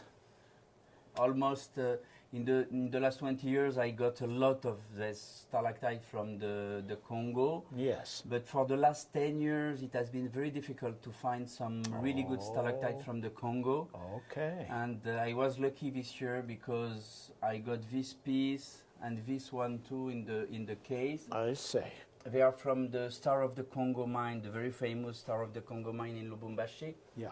And usually you can see hundreds of stalactites, but to have the combo of the elongated stalactites with the brightness, very few damage, Beautiful. it's very difficult. Yes, very difficult. very I don't much put it out because it's too fragile. I leave it in the case. That's a good idea. Oh yeah, absolutely. But yes, it's really it's fabulous. a very fine example of what we find in the Congo. Look at that. Isn't that. that something? That is beautiful. Very elegant piece. What's so nice is that they took it out properly. Yes. Yeah, yes, so they've yes. been trained Yeah, right to how to remove it out of the pocket. Yeah, because they are mining in the Star of the Congo for the Exactly. copper. Exactly. So Yeah. most of the production is totally destroyed. It's and, ore. It's ore. And I've been really lucky to Beautiful. get these pieces. There was a new find in Taurirt. It's Taurirt. It's quite a well-known mine for the fluorites. Well, in Morocco you have the famous is El Hammam, Arbala, Aouli, but Taurirt also is quite famous for the quality of his fluorites. Very good. And Taurirt is not very, but close to the border, to the Algerian border in north of Morocco. Okay. And they always found some fluorite there, but this year they hit a pocket of a very nice purple fluorite on calcite and barite, and I got some of the good pieces from this find. Christoph, I recognize this quartz as a very unusual. I see coloration and it looks a little different. Tell us about that. It's beautiful. Guess from where it is from. Okay, where is it from for you? It looks like Arkansas, Hot Springs, Arkansas, but I'm sure it isn't. Or a Swiss quartz, but yes. But then you will check, and here you can see some unusual inclusions. Okay. Can you see here? Look here. I don't know, Brian, if you can catch the inclusions. Okay, that's the giveaway that is It's from those other It's rutils. rutils. Okay. It's rutil inclusions. Yes. And this quartz come from North India. Oh, okay, it's from India. Yeah, it's from Very Senge Valley in the Kulu district. Kulu is in the Congo. so it's a quartz from India who come from the Senge Valley in the Kulu district. And they found a new cleft there, where they found this unbelievable quartz, water clear, with a lot of life, in very good condition. Yes. And that one is one of the very good ones who were found. You can see some inclusion of some of the fluorite. inclusions down there. Yeah. Yeah, and then up in here. Yeah. But the clarity of the crystals are one of the best quality ever found anywhere in the world. Yes. It's I don't know if you know him. It's Sami from Matrix, India, who was at the origin of this new find. Okay. And the cleft was in altitude of about 4,000 meters. Wow. Last summer, in the Alps, they found a small cleft Okay, look at of that. the pink fluorite. fluorite and quartz in the Mont Blanc. Yes. And That's this, beautiful. this piece comes from Aiguille du Tacul. Aiguille du Tacul is one of the famous peaks in the French Alps. Okay. The guy have to climb up to 4,000 meters Unbelievable. to find this kind of piece. And I've been lucky because in the cleft they found only 3 pieces. Wow. And I have the 2 best ones from the I see. cleft. And last summer they didn't find that much pink fluorite, See just that? very few. And Very rare. Yeah, I got this this piece. The fluorite has the transparency and the really good color that we are looking for the French fluorite from the Alps, and it's not easy to find in that quality and with this aesthetic. And Yeah, see that size to have that richness of color yes, is very yes, unusual. Yes, yeah. yes. And if you check, the quartz is all complete around. Yes, it is. Rehealed, recrystallized. Yes. All around the piece. Yes. And here you can see that it's sure that it collapsed million years ago. Yes. And you can see the quartz has been broken. Yes. And then recrystallized. That is correct. Yeah. Oh, yeah. Okay, yeah. From so the same- just the 2 of them, these There specimens? were 3 pieces, and these one are the best 2. These Here are the you have best 2. Oh, okay. Here yeah, you have a the little guy. Miniature there. Here you have a Okay. little guy with the Very quartz good. from Okay. the same cleft. Yeah. And he had to climb, what is it? How many meters to get? 4,000. Wow. And I'm used to repeat always the same thing when I'm talking about the alpine stuff. Yes. Is that we have to realize the risk that the tremendous. strahlers, that the climbers take to find this kind of material. Mhm. And not all the time people realize that it's It's the last thing in their mind. Yes. Oh, yeah, absolutely. And They're very precious to get these. Without these climbers, we Won't would have never them. see that. It would be destroyed because one day it would Yeah, collapse. that's and right. Because of the tectonic and, Yeah. And the movement, it would be lost. The weather conditions, freezing, Yeah, warming. yeah. Yes. You asked me what was it.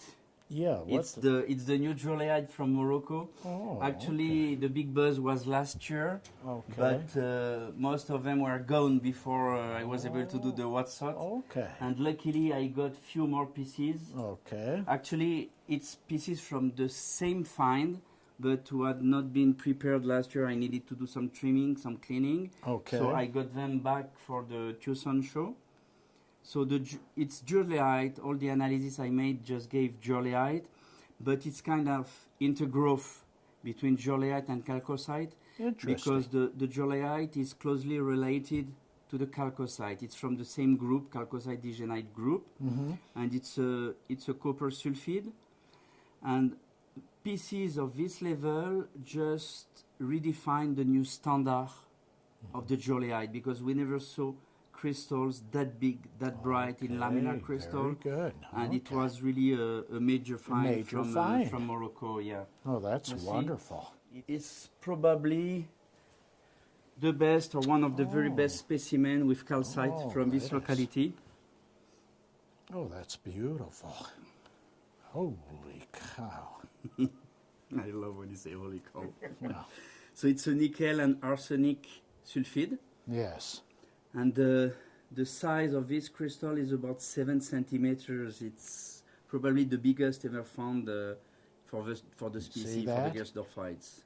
And speaking about metallics, new and exciting, I have something else to show you. Okay. It's Vescarolites from the Congo. Holy cow.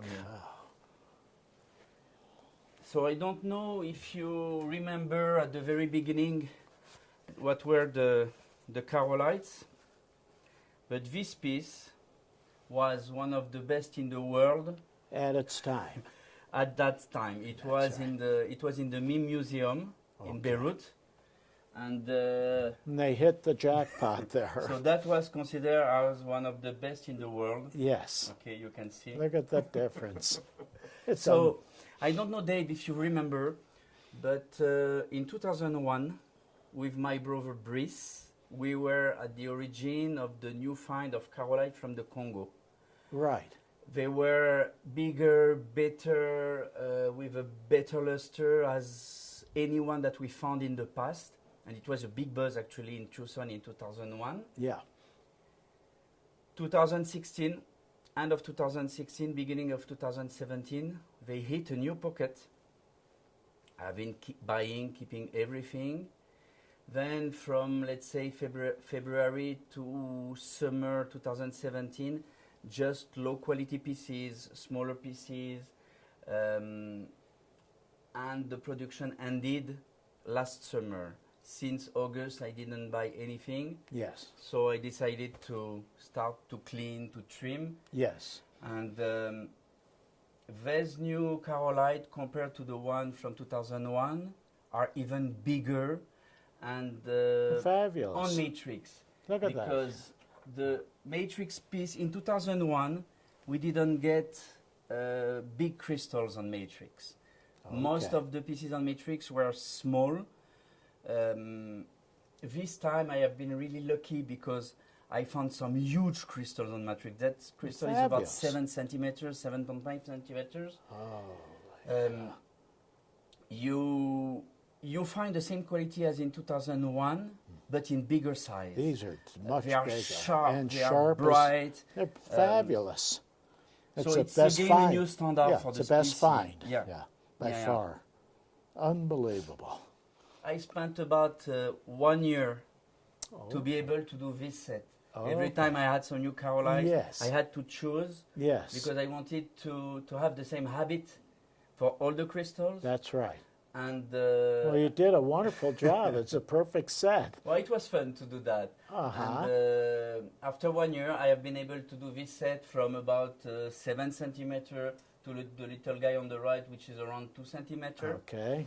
And it's kind of art piece. Yes. You know? Oh, yeah. It's almost impossible to have a And set. mineralogically speaking, and for the collector that's learning the minerals, I mean, it's fabulous to have a suite like that. Yeah, because and it's they're a all rare, matched set. yeah, it's a rare species. Yeah. And to be able to make a set like that, it's almost impossible. Exactly. I've been happy to find enough crystals to make this set. That's right. And it was fun. It has been the base itself. So it's just one piece, the base. Yes. It has been made by Ainu. Ainu is a French company based in France, so in near Paris. Okay. And it's an art company, and they are used to do base. They did, for instance, all the bases from the Mime Museum in Beirut. Oh. They did all the bases also to the new museum in Abu Dhabi, the Louvre Abu Dhabi. Yes. And they were quite excited to be able to do this set because it's very one of a kind. Well, they did a beautiful job. Yeah. Yeah, absolutely.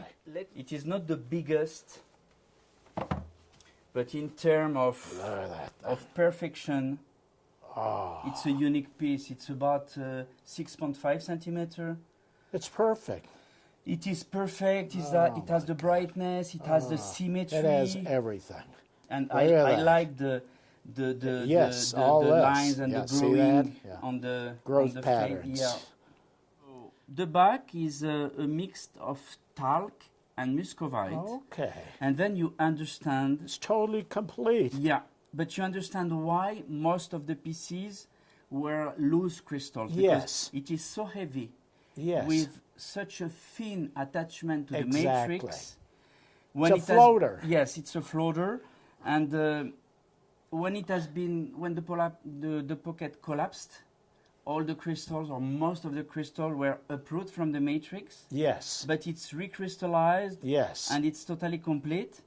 But I would say 95% of the pieces were loose crystals. You see that? But in the 5% on matrix, there were some major pieces. When you see pieces like that, about 7.5 centimeters on matrix, it's what a absolutely find. unique. And these were found when? End of 2016 to beginning 2017 for the best ones. Okay. And then sporadic pockets up to summer 2017. Very and then the production ended. It's the same mine as 2001. It's Kamoya Saouf in the Congo. It's a large open pit. They are mining there for cobalt and copper. Okay. So the same, most of the things are destroyed. Most of the pieces are destroyed. You see that? But this time we have been lucky to You save. hit the jackpot. Yeah, yeah. Well, congratulations as usual. Every year we. Thank you, Dave. Yeah, I'm always happy to see you strong, and with the stars in the eyes when you see some good specimen. Yeah. Thank you, Brian. Yeah. Thank you for coming. Yeah. Thanks a lot. Appreciate it. Dave, nice to meet you one more time in Tucson. Yes, wonderful. And I understand you have fine minerals with your own room now. Is that true? Yeah, I have an entire room on my own. Yes. To have more space to show more specimens. Yes. First, I would like to point that we shown that specimen on the What's Hot in Munich recently, a few months ago, and fortunately that green fluorite from Le Bex, Puy-de-Dôme, France, found a new home, a new collection in France, so it stays in his country, which is good.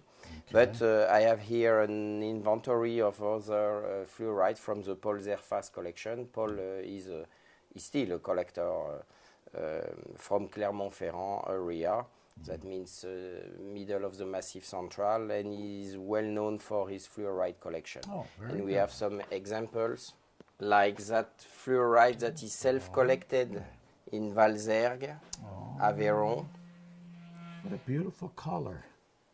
And you can see some very strange color zonation. Yes, very much so. Yeah, it's zoned right in up through here. Yeah, I love that color. And I can show you, you have some deep purple stripes. Yes. And one in the middle is green. Can you see it? Can't see the green. Yeah, can't see the green, but we'll just take in this axis. It's difficult to get it, but in the middle you can see time to time a green, deep green stripe. Okay. I have here a very fine spessartine from Galilea, from Brazil. Oh, very much. Gemmy on matrix freestanding, which is not that usual because mostly the crystals are floaters in that mine. Oh, this is magnificent.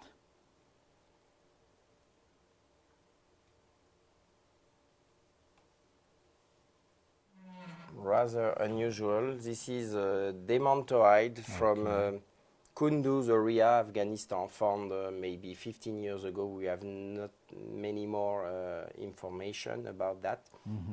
And there's a strange little blue in the middle of the green. Okay. So my friends from the National Museum of Paris made some analysis because they were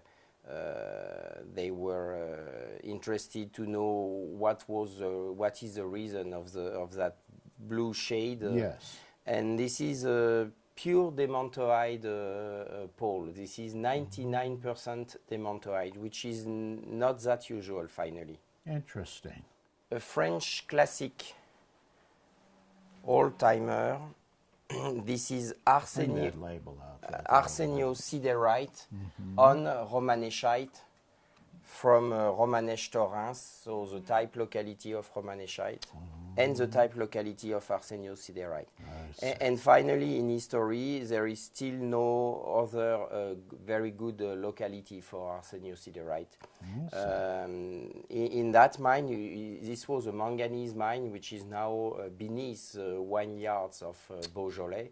Romanèche Torrens is very well known for Beaujolais. This is a sanidine, so a feldspar from volcanic rocks, twin. Twinning like that. Look at that. We have a very famous... It looks like a piece of concrete. Yes. Cement. And what is the material? Is it fluorine? Sanidine. Sanidine is a feldspar from volcanic rocks. It's an orthoclase, I think. Never seen anything quite like that. A little funny thing. This is from Mfouati in Congo, in Congo-Brazzaville, former French Congo. This is a descloisite, a stalactite. Very unusual. Found in 1954. Okay. With some Very unusual. some vulfenite coated by quartz. How about, yeah, it sure is. Yeah, it's all coated with quartz crystals. Now, is this the same? Same Very mine, good. yes. Same mine. Yeah. Oh, that's all right. And that one is a recent find, 3 years ago, let's say, more or less.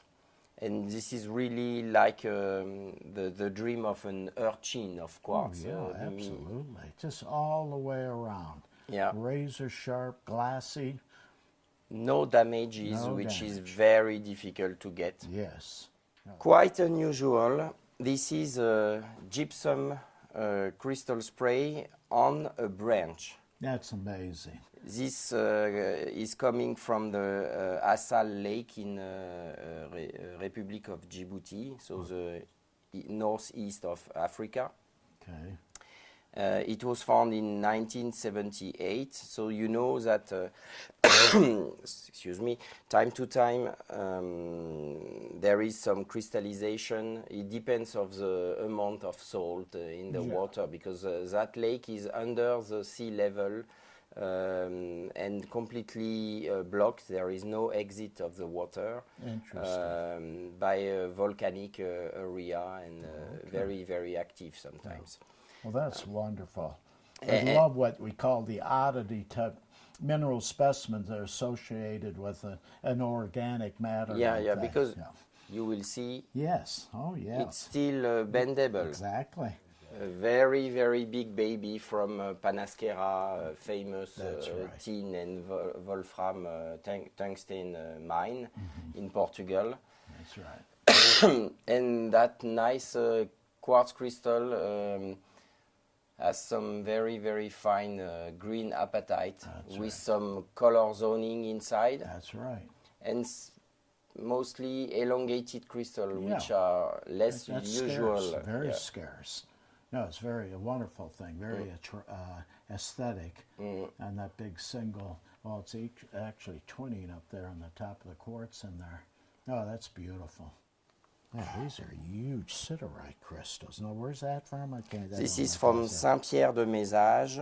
Saint-Pierre-de-Mézage is just close to Grenoble, so in the north French Alps. Okay. And this is the only one small mine working for minerals specimen in France right now. Would you Grégoire de believe that? Bodina used to dig there. Okay. And time to time he hit a pocket of very good quality siderite with some quartz. Yeah, a little quartz on it. It looks like the very old famous Lataya in Alvar, well known in the 19th century, and many museums in the world have those siderite. Yes. And it's almost the same, but there is, I think, 40 kilometers in between. This is yellow balls of aragonite on a layer of white calcite. Okay. This is newly formed on the walls of some old silver mines in Vosges mountains, so northeast of France. Okay. And this is La Croix-aux-Mines, which is 20 kilometers from Sainte-Marie-aux-Mines. That pink one, found recently in a manganese mine in the Pyrenees on the French side, and it was on the floor. And there is small amount of cobalt in the manganese ore, and when there is some dripping, because this is like a stalagmite, it's newly formed, it gives a pink color to the calcite. This is calcite. Beautiful and very unusual. Yeah, very unusual. Very good. Dave. Congratulations. It's always a Thank pleasure. you very much. Ian, how are you? David, it's good to see you again. See you again. 2018, and you're looking young and fit as always. Oh, I'm getting along, getting up in years, you know. Oh, we all Oh, my goodness. I don't even want to talk about it. Krystal Classics has been operating some specimen mines, and one of them has been two of them have been the Diana Maria mine, which is a new mine in Weardale, England. Okay. And we bought the famous Rogerley mine again in Weardale, north of England, and it's well known for producing some of the world's finest fluorites with a very fabulous, deep, unique emerald green colour. And Beautiful. the Weardale district in England produced some of the world's very finest specimens. Some of the early things that came out from the famous Boltzburn mines and fantastic. The Hilton mine. They're kind of unique. They're always these beautiful twinned gem fluorites. And over the next years, we hope to start investigating some of the other mines up there. And we'd love to have cases full of purple and green and yellow fluorites in the next decade. That's exciting. Yeah, it's very exciting. Yeah, very. So this the Diana Maria mine is on the Sutcliffe vein. Which is an east-west trending vein in Weardale. It's quite high temperature. It's very different in Rogerley because there's a lot of quartz. Oh, okay. So as we go into the structure, into the side of the hill, we hope to see all the fluorites getting much fresher, and we're anticipating getting some beautiful combination specimens. Beautiful. Yeah, look at that jewel. Yeah. Isn't that a beautiful thing? It's so neat that these are coming out pretty much now, or is some of these real old? No, This is all new. Few months old. Yeah, fantastic. So Dave, let me just go describe to you ahead. what we have in here. Sure. So we, as a company, as you know, are well known for our worldwide classic minerals. So we don't always go for the things to the new out of the ground. There are very few contemporary Asians, no Pakistani or Afghani or Chinese specimens are here of any quantity. We have a few, but we more specialise generally in recycling old collections. Very good. And look at this. This is an old bornonite from the famous Herrodsfoot mine in Cornwall, England. Isn't that neat? Look at that, just a little jewel. Yeah, that is really something. And that would have been mined in the late 1800s. You see That's that? when this label dates from. That is really neat. Yeah, the classic old labels, it's so nice to have those go along with the classic mineral that came out so long ago. Another lovely example, that's a rare Moroccanite with clinoclase. Okay, that's what it's in there. From Okay. real Unity, real Gorland loads in St. Day, Cornwall.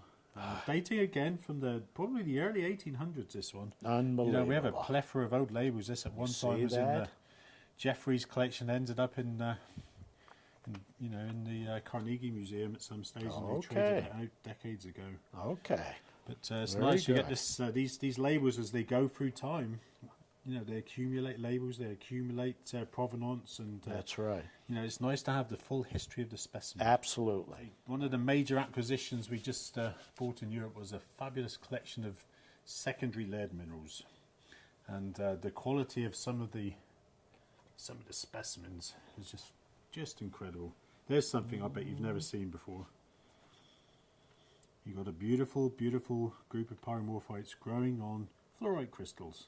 So it is fluorite. Yeah. See, I was looking at this. This pyromorphite, I was just ready to say, that's very unusual. What an Never seen incredible anything like combination, yeah. that. And this is from Chaillac in France. It's one of the great world pyromorphite locations. They're very rare, and this is the only great one I've ever seen on fluorite. It's just a wonderful combination to get a secondary lead ore growing on primary fluoride. It's just a I've unique never thing. seen anything like this from that part of the world.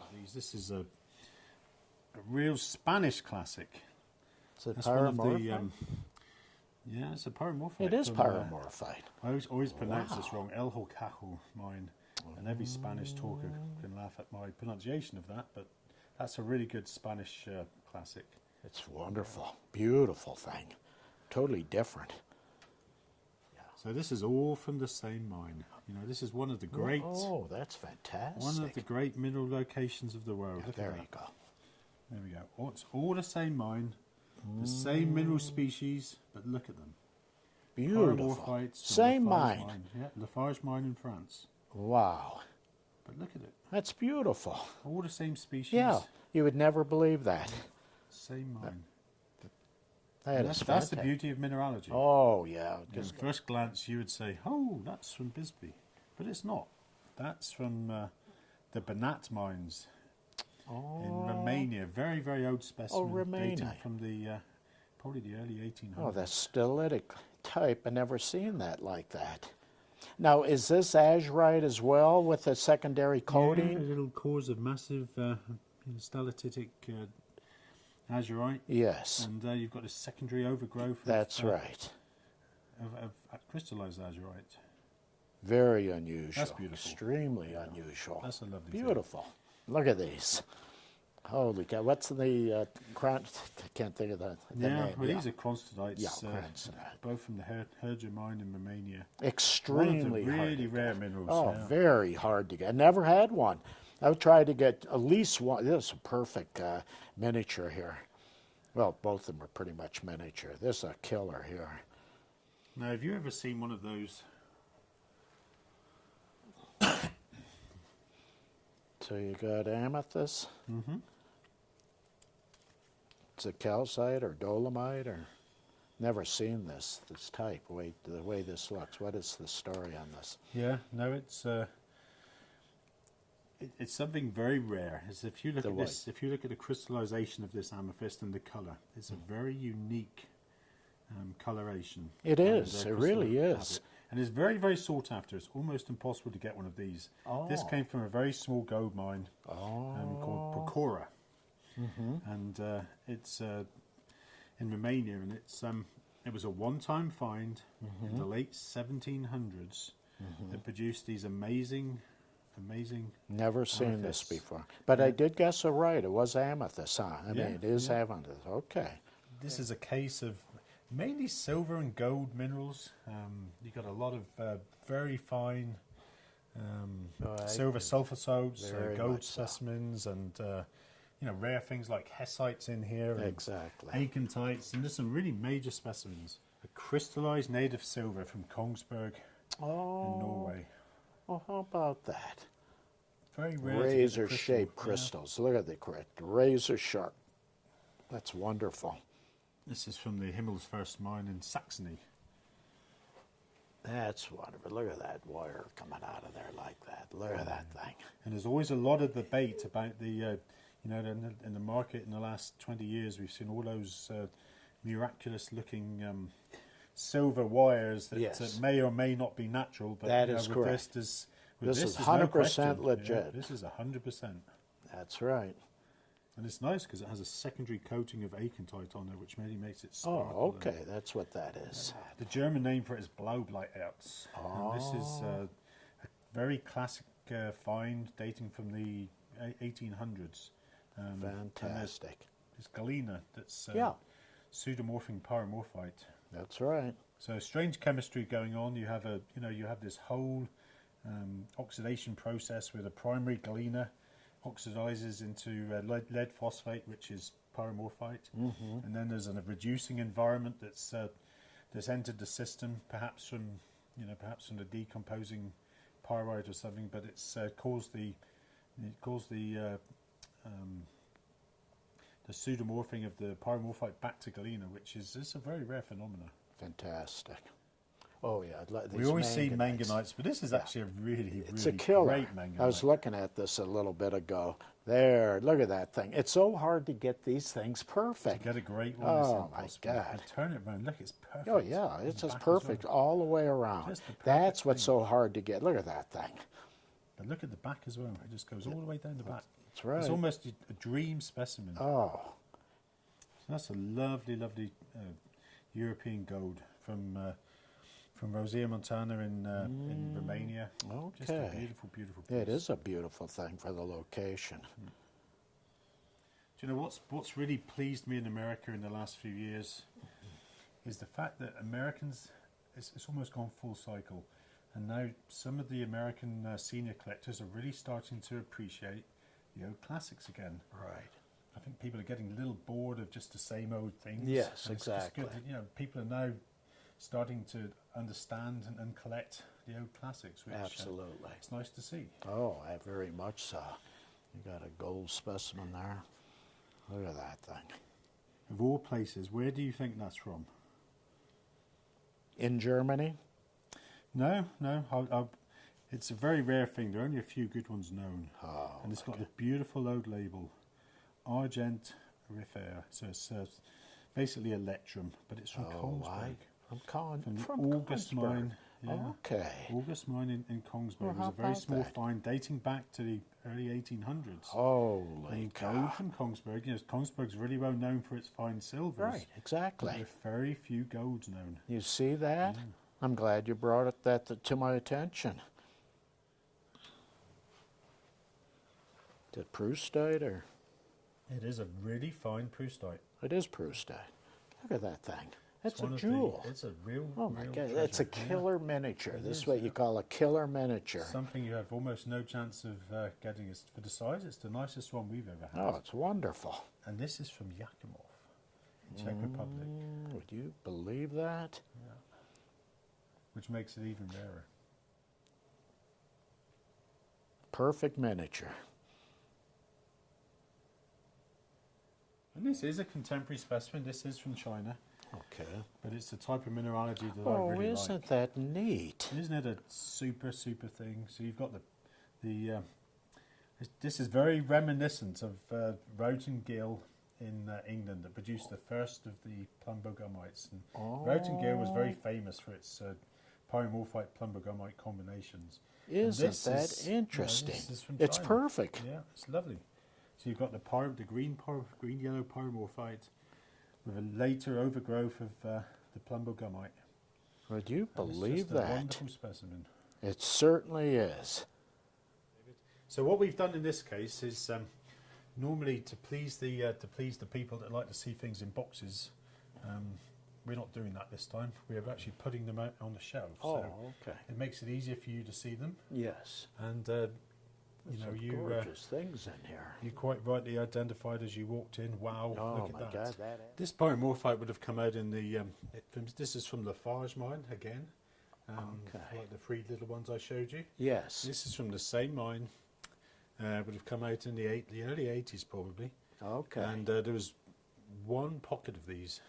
Wow. And this is one of the best pyromorphites that ever came out of Europe. It's unbelievable. And if Brian wants to do a close-up, just to show the crystallization. It's absolutely phenomenal. Yeah. You've got the yellow overgrowth, That big burst on the top there, like a hedge. Look at that. Yeah, it's wonderful.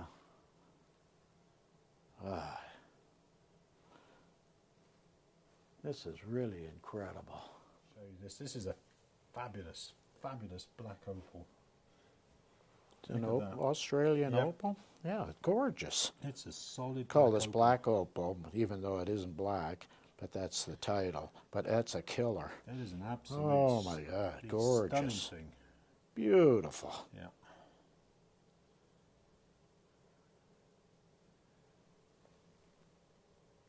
This is from new production from the Volodarsk mine that we've been operating in Ukraine. Okay.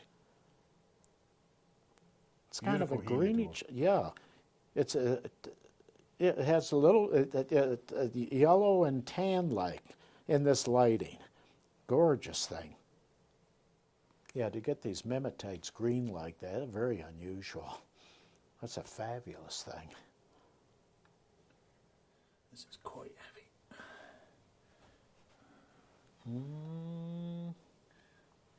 Oh my goodness. What is it? That is a really fabulous pyrargyrite. Oh, it's a pyrargyrite. Okay. From Yeah, it's Praszkier heavy. in, It had to be Mexico. silver of Yeah. some sort. That's beautiful. Now, That's where's it. that from? From Praszkier, down in Okay. Mexico. Well, that is wonderful.